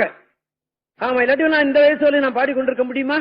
அவர் குருசாமி மொழியார் சொன்னது அப்பதான் நான் எண்ணுகிறேன். ஆக அந்த மாதிரி அது மாத்திரம் இல்ல, அந்த விஷந்தீர்த்த திருப்பதிகத்தை பாடினவர்கள் பாடினால் இந்த உலகமெல்லாம் அவனுடைய புகழ் போகும் என்று எழுதி வைத்திருக்கிறார் திருஞான சம்பந்தர். பயஞானம் வல்லார் மருகப் பெருமான் உயர்ஞானம் உணர்ந்தடி உழுதலால் இயஞ்ஞான சம்பந்தன பாடல் வல்லார் வியஞ்ஞானம் எல்லாம் விளங்கும் புகழே என்பது பாட்டு. ஆக இந்த பதிகத்தை போதுடைய புகழ் உலகமெல்லாம் போகும் என்று சொன்னார்கள். நான் படித்தேன், என்னுடைய பேரை இன்னைக்கு அமெரிக்காவில் சொன்னாலும் தெரிகிறது. நிச்சயமாக நான் அமெரிக்காவுக்கு போனேன்னா இல்ல, கிடையாது, அது எந்த திக்கில் இருக்குன்னு கூட தெரியாது. அங்க போய் அங்கிருந்து எனக்கு லெட்டர் வருகிறது, எல்லாரும் சொல்லுகிறார்கள் அமெரிக்காவில கூட உங்க பாட்டு ஒலிக்குன்னு சொல்றாங்க, சவுத் ஆப்பிரிக்கால ஒலிக்குன்னு சொல்றாங்க. காரணம் என்ன தெரியுமா? இந்த தேவாரத்தை படித்தேன். நிச்சயம் இந்த தேவாரத்தை படித்தேன், நிச்சயமாக இதெல்லாம் எனக்கு கிடைக்கிறது. அதத்தான் சுவாமி எழுதுகிறார் 11வது பாட்டு தோறும் என்ன எழுதுகிறார், இப்படி நீ படித்தேனால் உனக்கு என்ன பலன் கிடைக்கும் என்று. நிச்சயமாக எம்பிரான் எனக்கமுதம் ஆவானும் என்று ஒரு தேவாரம் இருக்கிறது, அந்த தீயாழி பதியம். அதுல கடைசி பாட்டு என்ன சொல்லப்படுகிறது தெரியுமா?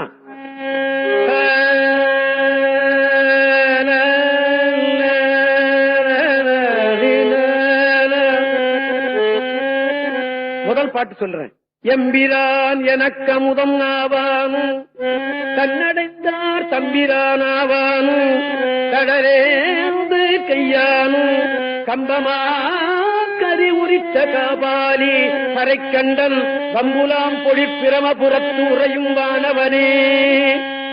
இது ஒரு பதிகம். இந்த பதிகத்தினுடைய கடைசி பாட்டு என்ன சொல்லப்படுகிறது? கண்ணடைந்தார்க்கு இன்பங்கள் தருவானே தத்துவனை கண்ணடைந்த மதிப்பிரமபுரத்து உறையும் காவலனை. ஒரு பொம்னாட்டி ஒரு நடராஜா படத்தை கொண்டாந்து கொடுத்து, சாமி சாமி இந்த படம் வீட்டுல இருக்கக்கூடாதுன்னு சொல்றாங்க, நீங்க வச்சு கொடுத்தா. கடவுளே, நம்ம தெய்வத்தை அப்படியா சொல்லப்படுகிறது? இல்லையே, அரியாத்தனத்தினால சொல்றாங்க. அப்படி கிடையாது, செல்வம் கொழிக்கும் என்றுதான் சொல்லுகிறார்கள். ஆமா, எங்க தாத்தா எழுதி வச்சார், நடராஜ பெருமானை தினந்தோறும் வணங்குவேன். எவ்வளவு பெரிய செல்வம் இருக்கிறது அவர்களுக்கு. அவனை நினைத்தால் கிடைத்து ஓட்டாண்டி ஆக்கிவிடுவான். கிடையாது. தன்னடைந்தார்க்கு இன்பங்கள் தருவானே தத்துவனே கண்ணடைந்த மது பிரமபுரத்து உறையும் காவலனே முன்னடைந்த சம்பந்தம் மொழி பத்தும் இவை வல்லார் பொன்னடைந்தார் போகங்கள் பல அடைந்தார் புண்ணியரே. பொன்னடைந்து விடலாம், பல போகங்களை அடைந்து விடலாம், அவன் புண்ணியனாக இருக்க முடியாது இல்லையா? பொன்னும் பொருளும் ஒருத்தனுக்கு கிடைச்சனா அவன் புண்ணியவானாக நிச்சயமாக இருக்க முடியாது. சுவாமி சொல்லுகிறார், என்னுடைய தேவாரத்தை படி, நீ பொன்னும் கிடைக்கும், உனக்கு போகமும் கிடைக்கும். போகம் என்பது அனுபவித்தல் என்று பொருள், அவ்வளவுதான். நல்ல வயிறார சாப்பிடுறதும் அனுபவித்தல் தான், போகம்தான் இல்லையா? நீ புண்ணியவானாகவும் இருப்பாய் என்று சொல்லுகிறார் சுவாமி. நிச்சயமாக நிச்சயமாக அவர் சொன்னது நமக்கு பறிக்கும். ஆனால் நம்பிக்கையோடு படித்து விட வேண்டும். இப்படி 11வது பாட்டு தோறும் அதை திருக்கடைக்காப்பு என்று சொல்லுவார்கள். அதனை திருக்கடைக்காப்பு என்று சொல்லுவார்கள். திருஞான சம்பந்தருடைய தேவாரத்துல கடைசி பாட்டுல அந்த பயன் சொல்லுவார். அந்த பயன் நிச்சயமாக நமக்கு பறிக்கும் என்ற நம்பிக்கை நமக்கு இருந்தால் பறிக்கும் என்று சொல்லி, இப்படி திருஞான சம்பந்தருடைய தேவார அமைப்பு இப்படி இருக்கிறது. ஒரு சில பதிகங்களில் இல்லை என்று நான் சொன்னேன். அது எப்பாவது சந்தர்ப்பம் வரும்போது நான் எந்த பதிகம் என்று உங்களுக்கு சுட்டி காட்டுவேன். ஆக திருஞான சம்பந்தர் முதலாக பாடிய திருப்பதிகம் தோடுடைய செவியன் என்று நீங்கள் நிச்சயமாக எண்ணிக்கொள்ளுங்கள். இதனை நமக்கு வகுத்து சொல்லுகிறவர் தெய்வ சேக்கிழார் பெருமான் தான். ஆமா, இப்ப திருஞான சம்பந்தரை இந்த முதல் பதியம் பாடிவிட்டார். திருஞான சம்பந்தரை அவருடைய தகப்பனார் தோல்ல தூக்கி வச்சுக்கிட்டாராம். இதனையும் காட்டுவது தெய்வ சேக்கிழார் பெருமான் தான். தோல்ல தூக்கி வச்சுக்கிட்டு போனார் தெருவுல. தெருவில் இருந்தவர்கள் என்ன பாடினாங்க தெரியுமா? தெய்வ சேக்கிழார் பெருமான் சொல்கிறார், நல்ல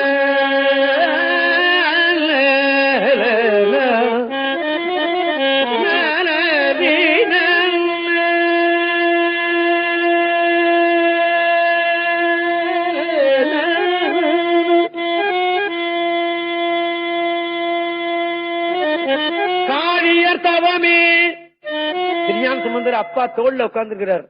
தெருவில் இருக்கிற ஜனங்கள் சொல்றாங்களா? இத தெய்வ சேக்கிழார் பெருமான் சொல்றார், காழியர் தவமே, திருவாடி பண்ண தவம் அல்லவா நீ என்று சொல்லுகிறார்களாம்.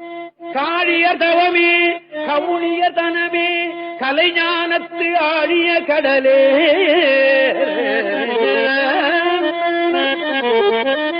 கலைஞானத்து ஆழிய கடலே அதனிடை அமுதே அடியான் வாடிய வந்து இம்மண்ணில் எழிசை மொழியால் தன் திருவருள் பெற்றனே என்பார்.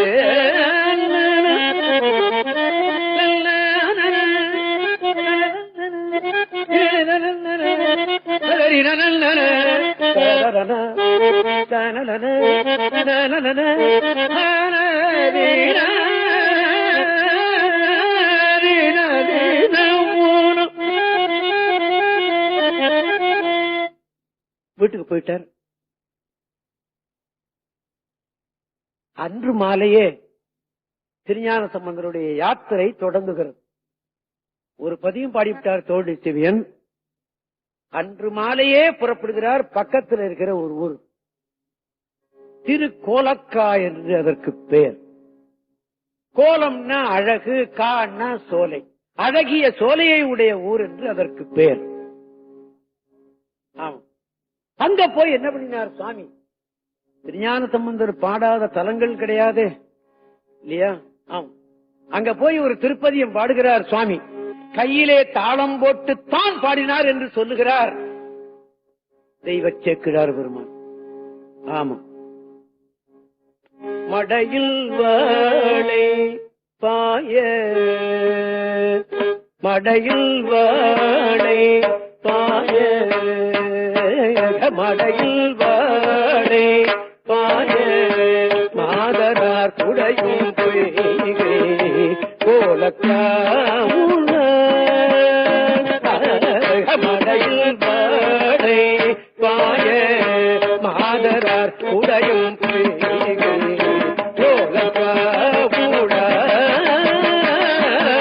மடையில் வாழை பாய மாதரார் குடையும் பொய்கை கோலக்கா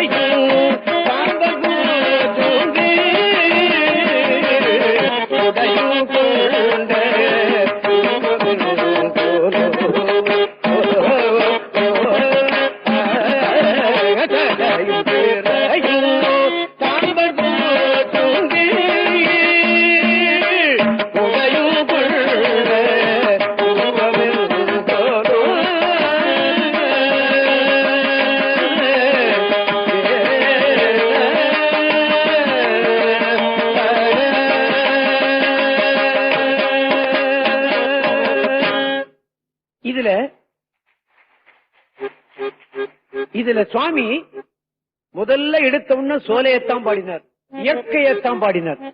ஆமா, இன்னைக்கு இல்ல சொல்றாங்க மரம் மழை உண்டாக்கும்னு, சுவாமி அப்பவே சொல்லிட்டார். ஆமா, எடுத்த உடனே இயற்கையத்தான் சொல்றார். மடையில் வாழை பாய மாதரார் குடையும் வைகை கோலக்காவுளான். இதை ஏன் சொல்லணும் அப்படின்னு கேட்டா, இன்னொன்னு இந்த சுவாமி நான் திருத்தோணியப்பரை கேட்டு ஏன் வாங்கினார்னு சொன்னேன்.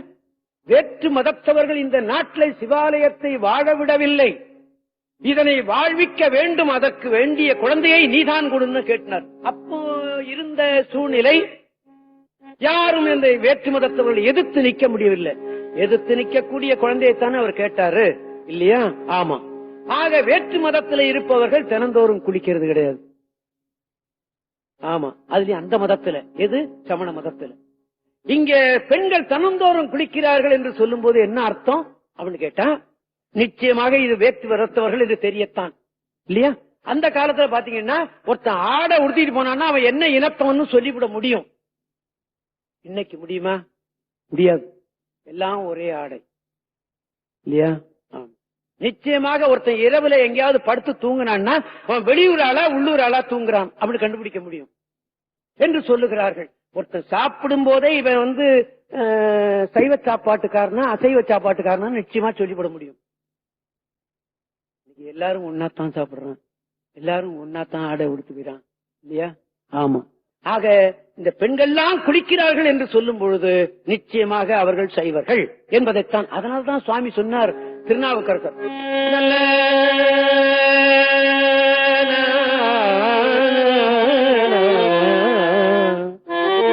கோயிலுக்கு போன்னு சொல்லும் போது என்ன சொல்றார் தெரியுமா?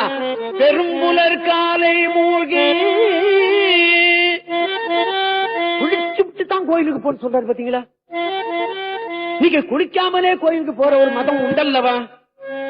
நான் குறை சொல்றேன் எண்ணி விடாதீர்கள். நம்ம மதத்தை பத்தி நான் சொல்லும் பொழுது இன்னொன்னே அந்த சுட்டி காட்டுறேன், அவ்வளவுதான். குறை சொல்லுங்கிற நோக்கம் எனக்கு நிச்சயமா கிடையாது. என்னுடைய மதம் பெருசு என்று சொல்லுவேனே தவிர இன்னொரு மதத்தை நான் குறை சொல்லவே மாட்டேன், அது சொல்லவும் கூடாது. ஆமா. ஆக கோயிலுக்கு போகணும்னு சொல்லும் போது நிச்சயமாக குளிச்சுட்டு போகணும் தான் சொல்றாரு சுவாமி. யாரு? அப்பர் சுவாமிகள். பெரும்புலர் காலை மூழ்கி எத்தனை மணிக்கு எப்ப குளிக்கணும் அப்படின்னு சொல்லிட்ட, காலை புலர் காலை பெரும்புலர் காலை அப்படின்னு சொல்லும் போது இந்த பெரும்புலர் காலை 4 மணி. 4 மணிக்கு பச்சை தண்ணியில ஒருத்தன் குளிச்சானே ஆனால் அவன் டாக்டர் வீட்டுக்கு போக வேண்டிய வேலையே கிடையாது என்று சொல்லுவாங்க. அதுதான் இந்த ரெட்டிப்பட்டி சுவாமி சட்டம் என்று ஒன்று இருக்கிறது பாருங்கள். குளிக்கிறவனே கிடையாது நம்ம ஆளுகள்ல ரொம்ப பேர். குளிக்கிறதுக்கு தண்ணி கிடைக்கலைங்கிறது ஒரு பக்கம், இவனுக்கு குளிக்கிறதுக்கு இஷ்டம் இல்லைங்கிறது ஒரு பக்கம் இல்லையா? ஆமா, நிச்சயமாக இல்லையா? அதத்தான் சாமி சொல்றாரு. பெரும்புலர் காலை மூழ்கி பித்தர்க்கு பத்தராகி. இந்த பித்தருக்கு பத்தர் ஆனான்னா நிச்சயமா அவன் மூழ்கிடுவான்.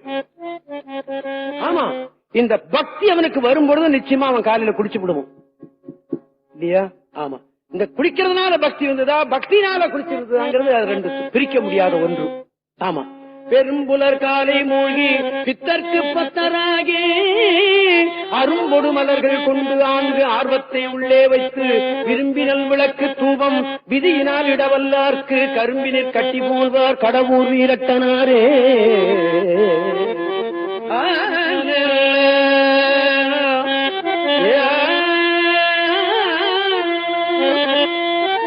ஆக கோயிலுக்கு போன கொஞ்சம் மலர் எடுத்துட்டு சுவாமிக்கு ஏதேனும் ஒரு காணிக்கை கையை விசிறிக்கிட்டு கோயிலுக்கு போக கூடாது. குழந்தைகள் இருக்கிற இடத்துக்கும் மகான்கள் இருக்கிற இடத்துக்கும் கோயிலுக்கும் போகும்போது கையை விசிறிட்டு போக கூடாது, எதையும் எடுத்துக்கொண்டு காணிக்கை கொண்டு கொடுத்துணும் இல்லையா? அதத்தான் சுவாமி இங்க சொல்றார். ஆக சுவாமி மடையில் வாழை பாய மாதரார் குடையும் பொய்கை கோலக்காவுளான். கடவுள் இலக்கணம் பின்னால்தான் சொல்றாரு. சடையும் பிறையும் சாம்பற் பூச்சும் கீழ் உடையும் கொண்ட உருவம் என்கிறோம் என்று சொன்னார். இப்படி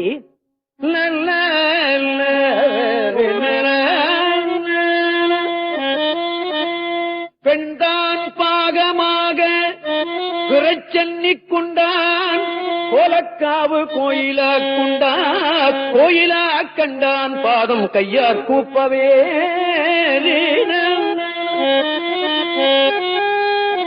கோலக்காவு கோயிலா கண்டான் பாதம் கையார் கூப்பவே உண்டான் நஞ்சை உலகம் உய்யவே. இந்த பாட்டுல ஒரு உண்மையை சொல்றாரு பாத்தீங்களா? எவ்வளவு தத்துவ கருத்து பாத்தீங்களா? ஒரு காலத்து சிவன் இந்த நஞ்சத்தை உண்டான். அந்த நஞ்சத்தை அவன் உண்ணாவிட்டால் இந்த உலகமெல்லாம் அழிந்திருக்கும் என்றுதானே சொல்லுகிறது திருவாசகம். அதைத்தானே சொல்லுகிறது. கோலாலமாகி குறைகடல்வாய் அந்தெடுந்த ஆலாலம் உண்டான் அவன் சதுர்தான் என்னேடி ஆலாலம் உண்டிலனேல் அன்று அயன்மால் உள்ளிட்ட மேலாய தேவரெல்லாம் விடுவர் கான் சாடலோவான். ஊமை பெண்ணை கேட்டார் மாணிக்க வாசகர். அவன் நஞ்சத்தை குடித்தான் தெரியுமா உனக்கு அப்படின்னு கேட்டார். தெரியுமே அப்படின்னு சொன்ன அந்த ஊமை பெண்ணு என்ன சொன்னா தெரியுமா? அந்த நஞ்சத்தை அவன் உண்ணாமல் போயிருப்பானே. ஆனால் பிரம்மனும் மகாவிஷ்ணுமே போயிருப்பார்களே. பிரம்மனே போய்விட்டான், மகாவிஷ்ணுவே போயிட்டான். அப்புறம் கருவூர் சாமிநாதன் எங்க போவான்? போற இடம் தெரியுமா இல்லையா? ஆமா. கோலாலமாகி குறைகளவாய் அந்தெடுந்த ஆலாலம் உண்டான் அவன் சதுதானி நேடி ஆலாலம் உண்டிலனே அன்று அயல்மால் உள்ளிட்ட மேலாய தேவரெல்லாம் விடுவர் காண்சாட என்பது திருச்சாடல் என்று பெயர். திருவாசகத்தில் வர்ற பகுதி. இந்த திருச்சாடல் என்ற பகுதியை நாம தினந்தோறும் 20 பாட்டு இருக்கிறதுல அதை சொன்னமையானால் நமக்கு நல்ல வாக்கு சுத்தம் கிடைக்கும் என்று சொல்லுவார்கள். அவர்கள் சொன்னார்கள் அப்படின்னு சொல்றான். இப்போ இல்லு எல்லாம் வரல பாத்தீங்களா? அவர்கள் சொன்னார்கள், போற்றி சொன்னார்கள், பண்ணார்கள். அவர்கள் இவர்கள் கல்னு சொல்றான். கல் அவன் வாயில சொல்லுவாங்க சின்ன பிள்ளையில. அவன் வாயில கூழாங்கல்ல போடுறான். அப்பதான் அவன் சொல்லு சரியா வரும் அப்படின்னு. இவன் வாயில கல்லத்தான் போடணும். இந்த ரேடியோவில் இல்ல டிவில கூட அதான் வருது. கல்லு கல்லு கல்னு சொல்றான் இல்லையா? நல்ல சுத்தமான சொல்லு வரும் அந்த 20 பாட்டையும் படித்தால் என்று பெரியவர்கள் சொல்லுவார். நான் தினந்தோறும் படிக்கிறேன். ஏன் தெரியுமா? நான் நல்லா பாடும் போதே இந்த தேவாரத்தை கேட்க மாட்டேங்கிறாங்க. நான் கொஞ்சம் பாடினேன்னா யாரு கேட்பா? ஒருத்தர் இருக்க மாட்டான். எல்லாமே இல்லையா? நான் தெளிவா சுரர் உலகு நரர்கள் வயல் தரணிதலம் அப்படி சொல்லும் போதே 4 பேர் தான் இருக்காங்க. அது என்னமோ இந்த அரங்கம் செய்த புண்ணியம் இல்லையா? ஆமா. நான் முன்னே சொன்னது மாதிரி காசியில இருந்து கன்னியாகுமரி வரைக்கும் சுத்தி அடிச்சு பார்த்தேன். இப்படி ஒரு இடம் எனக்கு கிடைக்கல. அதனால்தான் எழுதி கொடுத்தேன் இந்த ஐயாவுக்கு. ஐயா, நான் என்னாமா செய்து தரேன். டேய், நீ என்னாமா செய்து தர வேண்டாம் தெரியுமா, நான் நிறைய கொடுப்பேன் என்று கொடுத்து இந்த இடத்தை எனக்கு கொடுத்தார்கள். அது மாத்திரம் இல்ல, 2வது ஆண்டு எனக்கு நடத்துவதற்கு பெரிய மனத்தோடு கொடுத்திருக்கிறார்கள் என்று சொல்லும் போது நான் எத்தனை கோடி ரூபாய் கிடைச்சா கூட நான் அவ்வளவு சந்தோஷப்பட்டிருக்க மாட்டேன். இப்படி ஒரு வாய்ப்பை கொடுத்தார்களே என்று சொல்லி இன்னும் ஒண்ணு நான் நினைவூட்ட கடமை. சில மாதங்களுக்கு முந்தி இந்த அரங்கத்துக்கு கௌரவ செயலராக இருந்த எம்ஏ சிதம்பரம் செட்டியார் அவர்கள் ஆண்டவன் திருவடியைச் சேர்ந்தார்கள். அதற்கு நாம இங்கே மௌன அஞ்சலி நடத்தினோம். வணக்கத்திற்கும் மரியாதைக்கும் அன்பிற்கும் உரிய ஏசியனுடைய தாதையார் அவர்கள் சில நாட்களுக்கு முந்தி இறைவனடி சேர்ந்தார்கள். எனக்கு அப்பவும் ஒரு கொடுப்பனை இருந்தது. செய்தி கேட்டவுடனே நேரா போனேன். இப்பவும் அந்த கொடுப்பனை இருந்தது. போய் அந்த அம்மாவுக்கு சிவபுராணம் தேவாரம் தான் சொல்லிவிட்டு வந்தேன். அதற்கப்புறம் நடத்துற நிகழ்ச்சி இது ஆனதுனாலே நாமெல்லாம் ஒரு நிமிஷம் மௌன அஞ்சலி வேண்டாம், பஞ்சாட்சரம் சொல்லி அந்த உயிர் ஆண்டவன் திருவடியை சேரட்டும் என்று நாம் வேண்டிக் கொள்வோமாக ஒரு நிமிடம் பஞ்சாட்சரம் சொல்லுவோமாக எல்லோருமாக. ஓம் நம சிவாய சிவாய நம ஓம். ஓம் நம சிவாய நம ஓம். ஓம் நம சிவாய சிவாய நம ஓம். ஓம் நம ஓம் நம சிவாய சிவாய நம ஓம். ஓம் நம சிவாய சிவாய நம ஓம். ஓம் நம சிவாய சிவாய நம ஓம். ஓம் நம சிவாய சிவாய நம ஓம். சிவாய நம ஓம். சிவாய நம ஓம். சிவாய நம ஓம். சிவாய நம ஓம். ஓம் நம சிவாய சிவாய நம ஓம். ஓம் நம சிவாய ஓம் நம சிவாய சிவாய நம ஓம். ஓம் நம சிவாய சிவாய நம ஓம். நம பார்வதி பதையே. அந்த உயிர் ஆண்டவன் திருவடியை சேரட்டும் என்று வேண்டிக் கொண்டு இப்பொழுது நாம் திருக்கோலக்காவில் இருக்கிறோம். திருக்கோலக்காவில போய் இந்த பதிகத்தை பாடினார், கையிலே தாளம் போட்டு பாடினார் என்று தெய்வ சேக்கிழார் பெருமான் நமக்கு எழுதி வைக்கிறார். தெய்வ சேக்கிழார் பெருமான் எழுதாவிட்டால் நமக்கு நிச்சயமாக தெரியாது. கையில தாளம் போட்டு பாடினார். இந்த கை 3 வயசு குழந்தை, சிவந்து போச்சு கையெல்லாம், கால் சிவந்தது என்று ஒரு இடத்துல எழுதி வைக்கிறார் திருஞான சம்பந்தர தெய்வ சேக்கிழார் பெருமான். அது வரும்போது சொல்லுவேன். இது கை சிவந்து போச்சு இல்லையா? பார்த்தான் கடவுள், நாம கொடுத்த குழந்தை, நாம தானே பூமிக்கு அனுப்பிச்சோம். அவனே நம்ம கிட்ட இருந்தவனே, நம்மளை விட்டு பிரியாம இருந்தவனே நாம தானே போய் அனுப்பிச்சு, நீ போய் தமிழ்நாட்டை சரி பண்ணிட்டு வான்னு நாம தானே அனுப்பிச்சோம். கையில தாளம் போட்டு பாடுறானே அப்படின்னு ஒரு பொன் தாளம், பஞ்சாட்சரம் பொறித்த தாளத்தை கொடுத்தானாம் சிவன். ஆமா, சரி. ஏயா தெய்வ சேக்கிழார் பெருமான் தானே சொன்னாரு.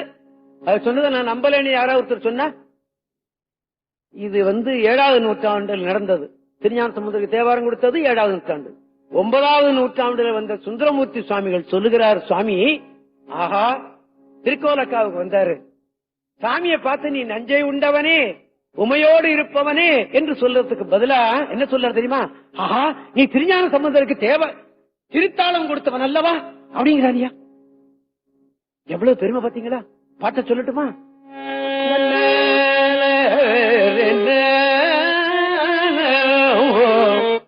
அதுல ஒரு ஒற்றுமை பாருங்க.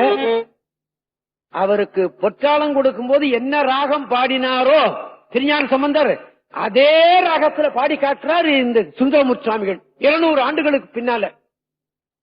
என்ன ஒற்றுமை இல்லையா? ஆமா.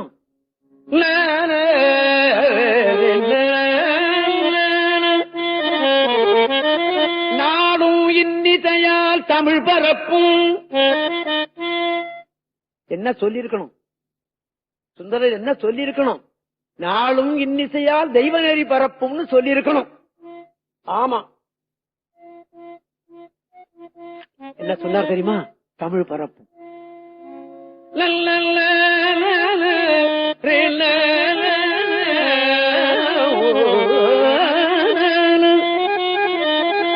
நாளும் இன்னிசையால் தமிழ் பரப்பும் ஞான சம்பந்தனுக்கு உலகவர் முன் தாளம் ஈந்தவன் பாடலுக்கு இறங்கும் தன்மையாளனை என் மனக்கருத்தை ஆளும் பூதங்கள் பாட நின்றாடும் அங்கனந்தனை எண்கணம் இறஞ்சும் கோடிலி பெரும் கோயிலுள்ளானை கோலக்காவினை கண்டு கொண்டேனே.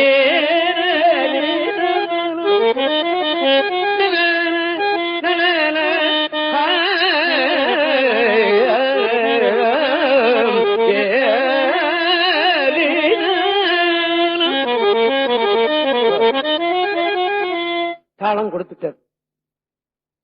இப்போ நான் உங்களுக்கு சீர்காழி கொண்டு போறேன். அங்க என்ன சொன்னேன்? அம்பிகை பால் கொடுத்தாள். இங்கே சிவன் என்ன கொடுத்தான்? தாளம் கொடுத்தான். இதுல என்ன ஒற்றுமை இருக்கிறது என்று கேட்டால் கொஞ்சம் கவனிச்சு கேட்டுருங்க.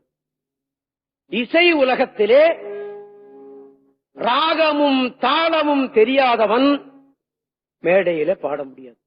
நிச்சயமாக ராக லட்சணம் நல்லா தெரிஞ்சாதான் ஒரு ராகத்தை அவன் பாட முடியும். அதே போல தாளத்தினுடைய லட்சணம் தெரிஞ்சால்தான் இவன் தாளம் ஒழுங்கா போட முடியும். இல்லாவிட்டால் அது தாளம்தான், வேதாளம்தான். அவன் மேடையில பேர் சொல்ல இயலாது, நடக்காது. ஆமா, அதனாலதான் சுவாமி என்ன பண்ணினார் தெரியுமா? நீ போய் அவனுக்கு நல்ல ஏழிசையை ராகத்தை கொடுத்து விடு, நான் திருக்கோலக்காவில் அவனுக்கு தாளத்தை கொடுத்து விடுகிறேன். நம்ம குழந்தை அல்லவா, இந்த சமயத்தை வளர்க்கணும் அல்லவா, இது ரெண்டும் அவனுக்கு தேவை அல்லவா, நாம கொடுத்து விடுவோம்னு 2 பேரும் சேர்ந்து செய்து விட்டாங்க இந்த வேலையை. சுருத்தி மாதா, லய பிதா என்று சொல்லப்படும் சங்கீத உலகத்திலே இப்ப சுருதியை கொடுத்தவள் அம்பிகை, தாளத்தை கொடுத்தவன் தந்தை. நான் இந்த இசை நுணுக்கத்தை நான் தமிழ்ச்சி சங்கத்தில் எழுதி கொடுத்திருக்கிறேன். தேவார சம்பந்தமாக இருக்கிற இசை சம்பந்தமாக வருகிற சொற்கள் அத்தனையுமே நான் எழுதி தமிழ் சங்கத்தில் கொடுத்துக் கொண்டிருக்கிறேன். கிட்டத்தட்ட ஒரு 14-15 கட்டுரைக்கு மேல நான் எழுதி கொடுத்திருக்கிறேன் இங்க. ஆமா, ஆண்டு தோறும் நிச்சயமா அவர் ராமநாதன் செட்டியார் எழுதிய விடுவார், நிச்சயமா நான் எழுதி கொடுத்துருவேன். இந்த வருஷம் கூட தேவாரத்தில் இசை என்று கேட்டிருந்தார்கள். ஐயா முன்ன ஒண்ணு நான் அப்படி எழுதியிருக்கிறேன்னு சொன்னேன் அவர்கிட்ட. இல்ல இது பொன்னாண்டு, அதனால எழுதி கொடுங்க. அதே மாதிரி எழுதி கொடுத்து. ஆக இந்த இசை ஒற்றுமை இருக்கிறது ஒண்ணு. ரெண்டாவது இன்னொன்னு சொல்றேன். அந்த ஊர்ல ஒரு பெண்ணு, இது திருமுறை தலங்கள் என்று ஒரு நூல் வந்திருக்கிறது. அதுல வருகிற வரலாறுல ஒண்ணு, அந்த ஊர்ல ஒரு பெண்ணுக்கு குழந்தையே இல்ல. அந்த பொண்ணு, அந்த பையன் ஊமை பிள்ளை, பேசல. என் பையன் நல்லா பேசினா இங்க இருக்கிற திருஞான சம்பந்தர் கையில ஒரு பொன் தாளம் பண்ணி கொடுக்கிறேன்னு சொன்னாலாம். அந்த வரலாறு எழுதியிருக்கிறாங்க. அதுல அந்த பையன் பேசினானா பொன் தாளம் செய்து கொடுத்தாலும் அந்த தாளம் கோயில்ல இருக்கிறது என்று எழுதியிருக்கிறார்கள். ஆமா, இன்னொன்னு, எனக்கு சின்ன பிள்ளையில கொஞ்சம் இந்த தாளம் தகராறாக இருக்கிறதுன்னு எனக்கு தெரியும். என்ன எனக்குத்தானே தெரியும் இல்லையா? நிச்சயமாக இந்த தாளம் நமக்கு சரிப்படலையே அப்படின்னு சொல்லிட்டு நான் யார போய் கேட்கறது? எங்க வாத்தியார்ட்ட கேட்டேன், எல்லாம் சரியா போகும்டான்னு சொல்லிட்டாங்க. ஆனா சரியா போகல. நான் என்ன பண்ணுவேன்? தர்மபுரம் சாமிநாதன் பேர் வந்துடுத்து, தாளம் போட்டா தாளம் சரிப்பட்டு வரல. பார்த்தேன், திருஞான சம்பந்தருக்கு தாளம் கொடுத்தவன் திருக்கோலக்கா ஈசன் தானே, அவனை கேட்டு பாப்போமே என்று அவனைத்தான் கேட்டேன். அவன் ஓரளவுக்கு எனக்கு கொடுத்தான். அதனால்தான் நிச்சயமா நான் மேடையில இன்னைக்கு பேர் சொல்ல முடியுது. அவன் தாளத்தை கொடுத்தான் எனக்கு. அது மாத்திரம் இல்ல, ஒருத்தர் பொற்றாளமே எனக்கு பண்ணி கொடுத்தார். ஏன் இதை சொல்லுகிறேன் கேட்டா, அப்படியும் கிடைக்கிறது என்பதற்குத்தான் சொன்னேன். ஒண்ணு. இன்னொன்னு, இப்போ அந்த திருக்கோலக்கான்னு இன்னைக்கு சீர்காழியில போய் கேட்டீங்கன்னா யாருக்கும் தெரியாது. கொஞ்சம் படிச்சவங்களுக்கு தான் தெரியும். பாக்கி பேருக்கெல்லாம் என்ன தெரியும்? திருத்தாளமுடையார் கோயில் சொன்னாத்தான் தெரியும். சாமி தாளம் கொடுத்ததுனால திருத்தாளமுடையார் கோயில்னு சொன்னாத்தான் தெரியும். கோலக்கானா எல்லாருக்கும் தெரியாது. அப்ப இறைவு ஊருடைய பேரையே மாற்றி விட்டது திருஞான சம்பந்தருடைய வரலாறு இல்லையா? ஒண்ணு. இன்னொன்னு, சுவாமிக்கு பேரு தாளபுரீஸ்வரர்னு பேரு. தாளம் கொடுத்ததுனால்தான் தாளபுரீஸ்வரர் பேரு. அதுக்கு முந்தி இருந்த பேர் என்ன? அப்ப ஆண்டவனுடைய பேரையும் மாற்றுகிறது திருஞான சம்பந்தருடைய தேவாரம், ஊருடைய பேரையும் மாற்றுகிறது. நம்ம தலையெழுத்த மாத்தாதா இது? நம்ம தலையெழுத்த மாத்தாது. அதனால ஒரு பெரியவர் சொன்னார், தினந்தோறும் தேவார புத்தகத்தை எடுத்து 2 பக்கம் அப்படி பிரட்டி படி. அப்படி பிரட்டி படிச்சுன்னா ஆண்டவனால் உன்னுடைய ஏடு பிரட்டப்படும். ஆண்டவன் உன்னுடைய ஏட்டை புரட்டி பார்ப்பான், அவனுக்கு என்ன தேவை என்று சொன்னார். அதிலிருந்து நான் தேவார புத்தகத்தை எடுத்து புரட்டாமல் படிக்காமல் இருக்கவே மாட்டேன். நிச்சயமாக ஓதுவார் என்ற பேரோடு அந்த ஓதுவார் என்ற வேலையைத்தான் செய்துகிட்டு இருக்கேன். ஆக ஆண்டவனுடைய பேரையும் மாற்றுகிறது திருஞான சம்பந்தருடைய வரலாறு, ஊர்னுடைய பேரையும் மாற்றுகிறது. திருத்தாளமுடையார் கோயில் என்றுதான் இன்னைக்கும் பேர். அந்த ஊர்ல பழமையான குருக்கள் ஒருத்தர் இருந்தார். அவரை கேட்டேன், ஐயா திருஞான சம்பந்தருக்கு தாளம் கொடுத்ததுக்கு அப்புறமா தானே திருத்தாளமுடையார்னு பேரு, அதுக்கு மிஞ்சி சாமிக்கு என்ன பேருன்னு கேட்டேன். ஐயோ எனக்கே தெரியாதுன்ட்டாரு. அப்புறமா எங்கேயோ பார்த்துவிட்டு ஒரு தடவை சொன்னார், கொன்றை ஈசம்னா என்னமோ அவருக்கு பேர் இருந்திருக்கிறது சொன்னார். அதை ஏத்துக்கொள்றாப்புல இல்ல. ஆக திருத்தாளமுடையார் சாமி திருத்தாளமுடையார்னு தான் இன்னைக்கு தாளபுரி சொன்ன பேரு. அங்க இருக்கிற அம்பிகைக்கு பேரு ஓசை கொடுத்த நாயகி என்று இருக்கிறது. அதற்கு ஒரு வரலாறு சொல்லுகிறார்கள். திருஞான சம்பந்தர் கொடுத்த தாளம் போட்டு பார்த்தாரு, சரியா ஓசை வரல. அப்புறம் அம்பாட்ட கொண்டு போட்டாரு, ஜெயின் ஜெயின் கேட்டது, அதனால ஓசை கொடுத்தது. அந்த வரலாறு பெரிய புராணத்துல வரவில்லை. அதோடு இல்லாம அந்த வரலாறு ஏற்றுக்கொள்ள முடியாததாக இருக்கிறது. அதனால நான் ஏற்றுக்கொள்ளவில்லை என்பது. இப்ப முதல்ல பாடிய தேவாரம் தோடு செவியன், இரண்டாவது பாடியது திருக்கோலக்காவில மடையில் வாழை. இன்னும் ஒரு தடவை நான் உங்களுக்கு பாடி காட்டி விடுவேன். மடையில் வாழை பாய மாதரார் குடையும் பொய்கை கோலக்காவுல சடையும் பிறையும் பாம்பல் பூச்சுங்கி உடையும் கொண்ட உருவமெல் கோலோ நலங்கொள் பாழி ஞான சம்பந்தன் புலங்கொள் போலக்காவுளானையே கலங்கொள் பாடல் வல்லவாய புலங்கொள் வினை போய் ஓங்கி வாழ்வரே புலங்கொள் வினை போய் ஓங்கி வாழ்வரே ஓங்கி வாழ்வரே ஓங்கி வாழ்வரே ஓங்கி வாழ்வரே என்பது சுவாமி சீர்காழியிலிருந்து முதலாக தலையாத்திரை புறப்பட்டது. திருக்கோலக்காவுக்கு போனார், திரும்பி சீர்காழிக்கு வந்து விட்டார். சீர்காழியில இருந்தவர் அவருடைய தாய் பிறந்த ஊர் திரு நனிப்பள்ளி என்று சொல்லப்பெறும் திருச்செம்பனார் கோயில்னு ஒரு ஊர் இருக்கு. மாயூரத்திலிருந்து திருக்கடையூர் வழியாக போகும்போது பாத்தீங்கன்னா செம்மனார் கோயில்னு ஒரு ஊர் வரும். அதுல இருந்து கிழக்க போனா திரு நனிப்பள்ளி என்று ஒரு ஊர் வரும். அந்த நனிப்பள்ளி என்ற ஊர்தான் திருஞான சம்பந்தருடைய தாதையார் பகவதி அம்மையார் பிறந்த ஊர். ஆமா, அவருடைய தாய் மாமன் என்ன பண்ணுகிறார், ஆஹா நம்மளுடைய தங்கச்சி பையன் ஆண்டவன் அருள் பெற்று விட்டானே, இவரை அழைத்துக் கொண்டு நம்ம ஊருக்கு செல்லணும் என்று எண்ணுகிறார். அவர் ஊருக்கு அழைத்துக் கொண்டு போனார். திருஞான சம்பந்தருடைய தகப்பனார் அவரை தோளிலே தான் தூக்கி கொண்டு சென்றாராம். எப்படி தெரிகிறது? சேக்கிழார் பெருமான் எழுதுறது மாத்திரமில்ல, திருஞான சம்பந்தர் தன்னுடைய தேவாரத்திலேயே சொல்லுகிறார் அதனை. நல்ல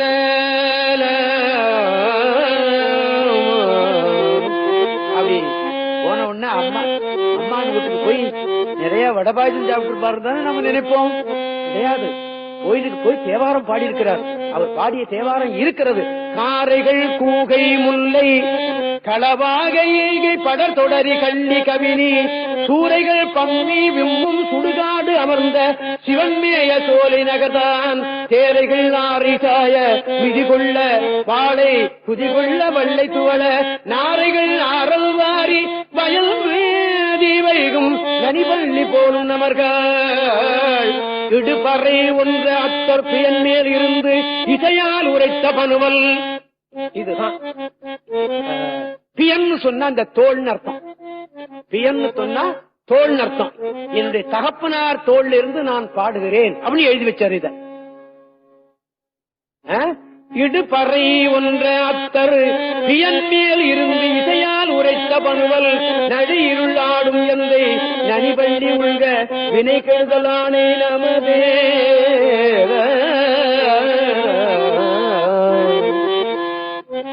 என்பது ஆக திரு நனிபள்ளிக்கு போனது மாத்திரம் இல்லாமல் பக்கத்துல இருக்கிற ஒரு கேத்திரம் தலைச்சங்காடு, அதற்கும் போயிருக்கிறார். எத்தனை வயசு? 3 வயசு குழந்தை. 3 வயசு குழந்தை யாத்திரை தொடங்குகிறது. 2வது யாத்திரை. முதல் யாத்திரை திருக்கோலக்காவுக்கு சென்று வந்து விட்டது. 2வது யாத்திரை தாய் மாமன் வீட்டுக்கு போயிட்டு பக்கத்துல தலைச்சங்காடு என்று பேர்.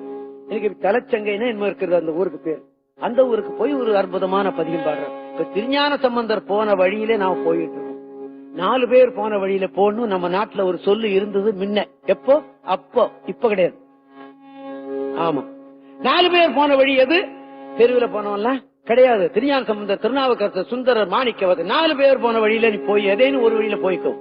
ஒண்ணு சற்புத்திர மார்க்கத்துல போய்க்கோ, இல்ல தாச மார்க்கத்துல போய்க்கோ, இல்ல தோழன் மார்க்கத்துல போய்க்கோ, இல்ல சன்மார்க்கத்துல போய்க்கோ. ஏதேனும் ஒரு வழியில போய்விடு.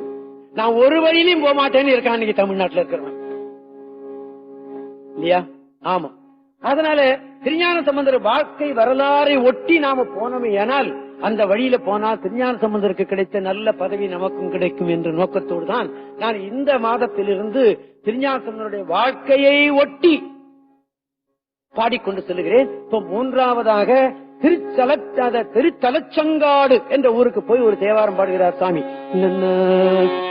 சூலம் சேர்க்கையே நீர் சுண்ணவெண் நீர் காடலே நீளம் சேர்க்கண்ட நீர்த்தடை மேல் நீரே காலம் சேர்க்கண்ட அன்னம் மண்ணும் தலைச்சங்கை கோலம் சேர் கோயிலே கோயிலே சூலம் சேர் கையினீர் சுண்ணவன் நீர் நீளம் சேர் கண்டத்தீர் நீள் சடை மேல் நீர் ஏற்றீர் ஆலம் சேர் தங்கானல் அன்னம் மண்ணும் தலைச்சங்கை கோலம் சேர் கோயிலே கோயிலாக கொண்டீரே.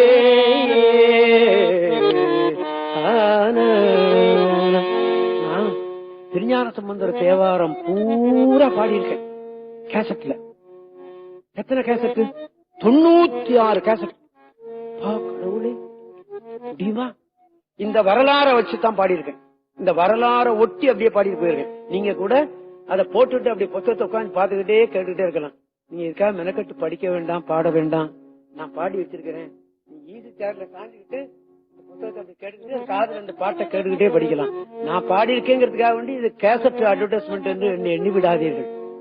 நான் ஆதியிலேயே சொல்லி இருக்கிறேன், தேவாரத்தை இந்த தமிழ்நாட்டு மக்கள் காதிலே எப்படி போட்டு விடுவது என்பது தான் நான் முயற்சி செய்து கொண்டிருக்கிறேன். முயற்சி தான் எதிர்க்கிறேன். அதே மாதிரி சுந்தரனுடைய வாழ்க்கை வரலாறை வச்சுதான் பாடியிருக்கேன். அது 25 கேசட் ஆகிறது. மாணிக்கவாசகர் அதுக்குதான் வரலாறு யாரும் சொல்லி வைக்கலையே இல்லையா? தெய்வ சேக்கிடார் நான் தொடல, வேற யாரும் சொல்லல. அத திருவாசகம் பூரா பாடி வச்சிருக்கேன். கிட்டத்தட்ட 400 கேசட்டுக்கு மேல இந்த தேவார திருவாசகமே பாடி வச்சிருக்கேன். யாருக்காக? எனக்கா? உங்களுக்காக தான். நீங்க கேட்கணுங்கிறதுக்காக தான் அவ்வளவு பாடி வச்சிருக்கேன். நான் சிரமப்பட்டு தான் பாடுறேன். இந்த வயசுல பாட முடியுமா? ரொம்ப சிரமப்பட்டு தான் போய் பாடிட்டு வரேன். நேத்து கூட ஒரு கேசட் பண்ணிட்டு வந்தேன். நிச்சயமாக நான் பண்ணும்போதெல்லாம் என்னுடைய வருமானத்தை நினைச்சு நான் செய்யறேன்னு நீங்க நினைக்காதீங்க. வருமானம் 2வதாத்தான் நான் எண்றேன். ஜனங்கள் காதில் இந்த தேவாரம் போய் சேருமா? இப்ப நேத்து நான் ஒரு ரெக்கார்ட் பண்ணேன். திருப்போரூர் சந்நிதி முறை என்று ஒரு நூல். அற்புதமான கருத்துக்களை சொல்றார் அவர். ஒரு 2 பாட்டு சொல்லி இந்த நிகழ்ச்சியை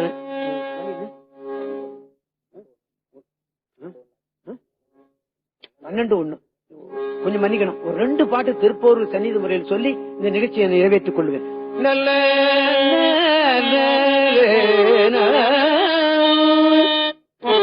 அந்த ஆசிரியர் என்ன கேட்கிறார்? நான் நோயில படுக்க கூடாது, பாயில படுக்க கூடாது. அப்படி சொடக்கின நேரத்துல என் உடம்புல இருந்து என்னுடைய உயிரை நீ பிரித்துக்கொள் அப்படின்னா கேட்கிறார். அந்த பாட்டை சொல்லி பாப்போமா? நோயுற்று அடராமல் நொந்து மனம் வாடாமல் பாயிற்கிடவாமல் பாவியேன் காயத்தை ஓர் நொடிக்குள் நீக்கி உன் போரூர் ஐயா நின் சீரடிக்கு வைப்பாய் தெரிந்து. இந்த உயிரை எவலோகத்தில் அனுப்பிச்சு விடாத, வேண்டாம், உன்னுடைய திருவடி கீழே வச்சு விடு அப்படிங்கிறார் சுவாமி. இன்னொரு பாட்டு. இல்லறத்தான் அல்லேன் இயற்கை துறவி அல்லேன் நல்லறத்து ஞானி அல்லேன் நாயினேன் சொல்லறத்தின் ஒன்றேனும் இல்லேன் உயர்ந்த திருப்போரூரா என்றே நான் ஈடேறுவேன். இது ஒண்ணு. நான் இல்லறத்தானும் அல்ல, துறவியும் அல்ல, ஒரு அறமும் என்கிட்ட கிடையாது. நான் எப்படி ஈடேறுவேன்? இந்த பாட்டுக்குள்ளேயே பொருள் இருக்கிறது வந்து ஒரு பெரியவர் சொன்னார். என்ன தெரியுமா? திருப்போரூரான்னு சொல்லியே நான் ஈடேறுவேன். திருப்போரூரா என்றே நான் ஈடேறுவேன். இந்த பாட்டு கேசட்ல வந்து நான் கேள்விப்பட்டேன். நேற்று அதை ரெக்கார்ட் பண்ணிவிட்டேன். ஏன்? தமிழ் மக்கள் கேட்கட்டும் என்று சொல்லி இப்படி ஒரு நல்ல வாய்ப்பு இந்த தமிழ்ச்சி சங்கத்தார், குறிப்பாக ஏசிஎம் அவர்கள் இப்படி கொடுத்திருப்பதற்கு நாங்கள் என்றும் அவர்களுக்கு கடமைப்பட்டு இருக்கிறோம் என்று சொல்லி இப்பொழுது நாம பஞ்சாட்சரம் சொல்லி இந்த நிகழ்ச்சியை நான் நிறைவேற்றிக் கொள்ளுவேனாக.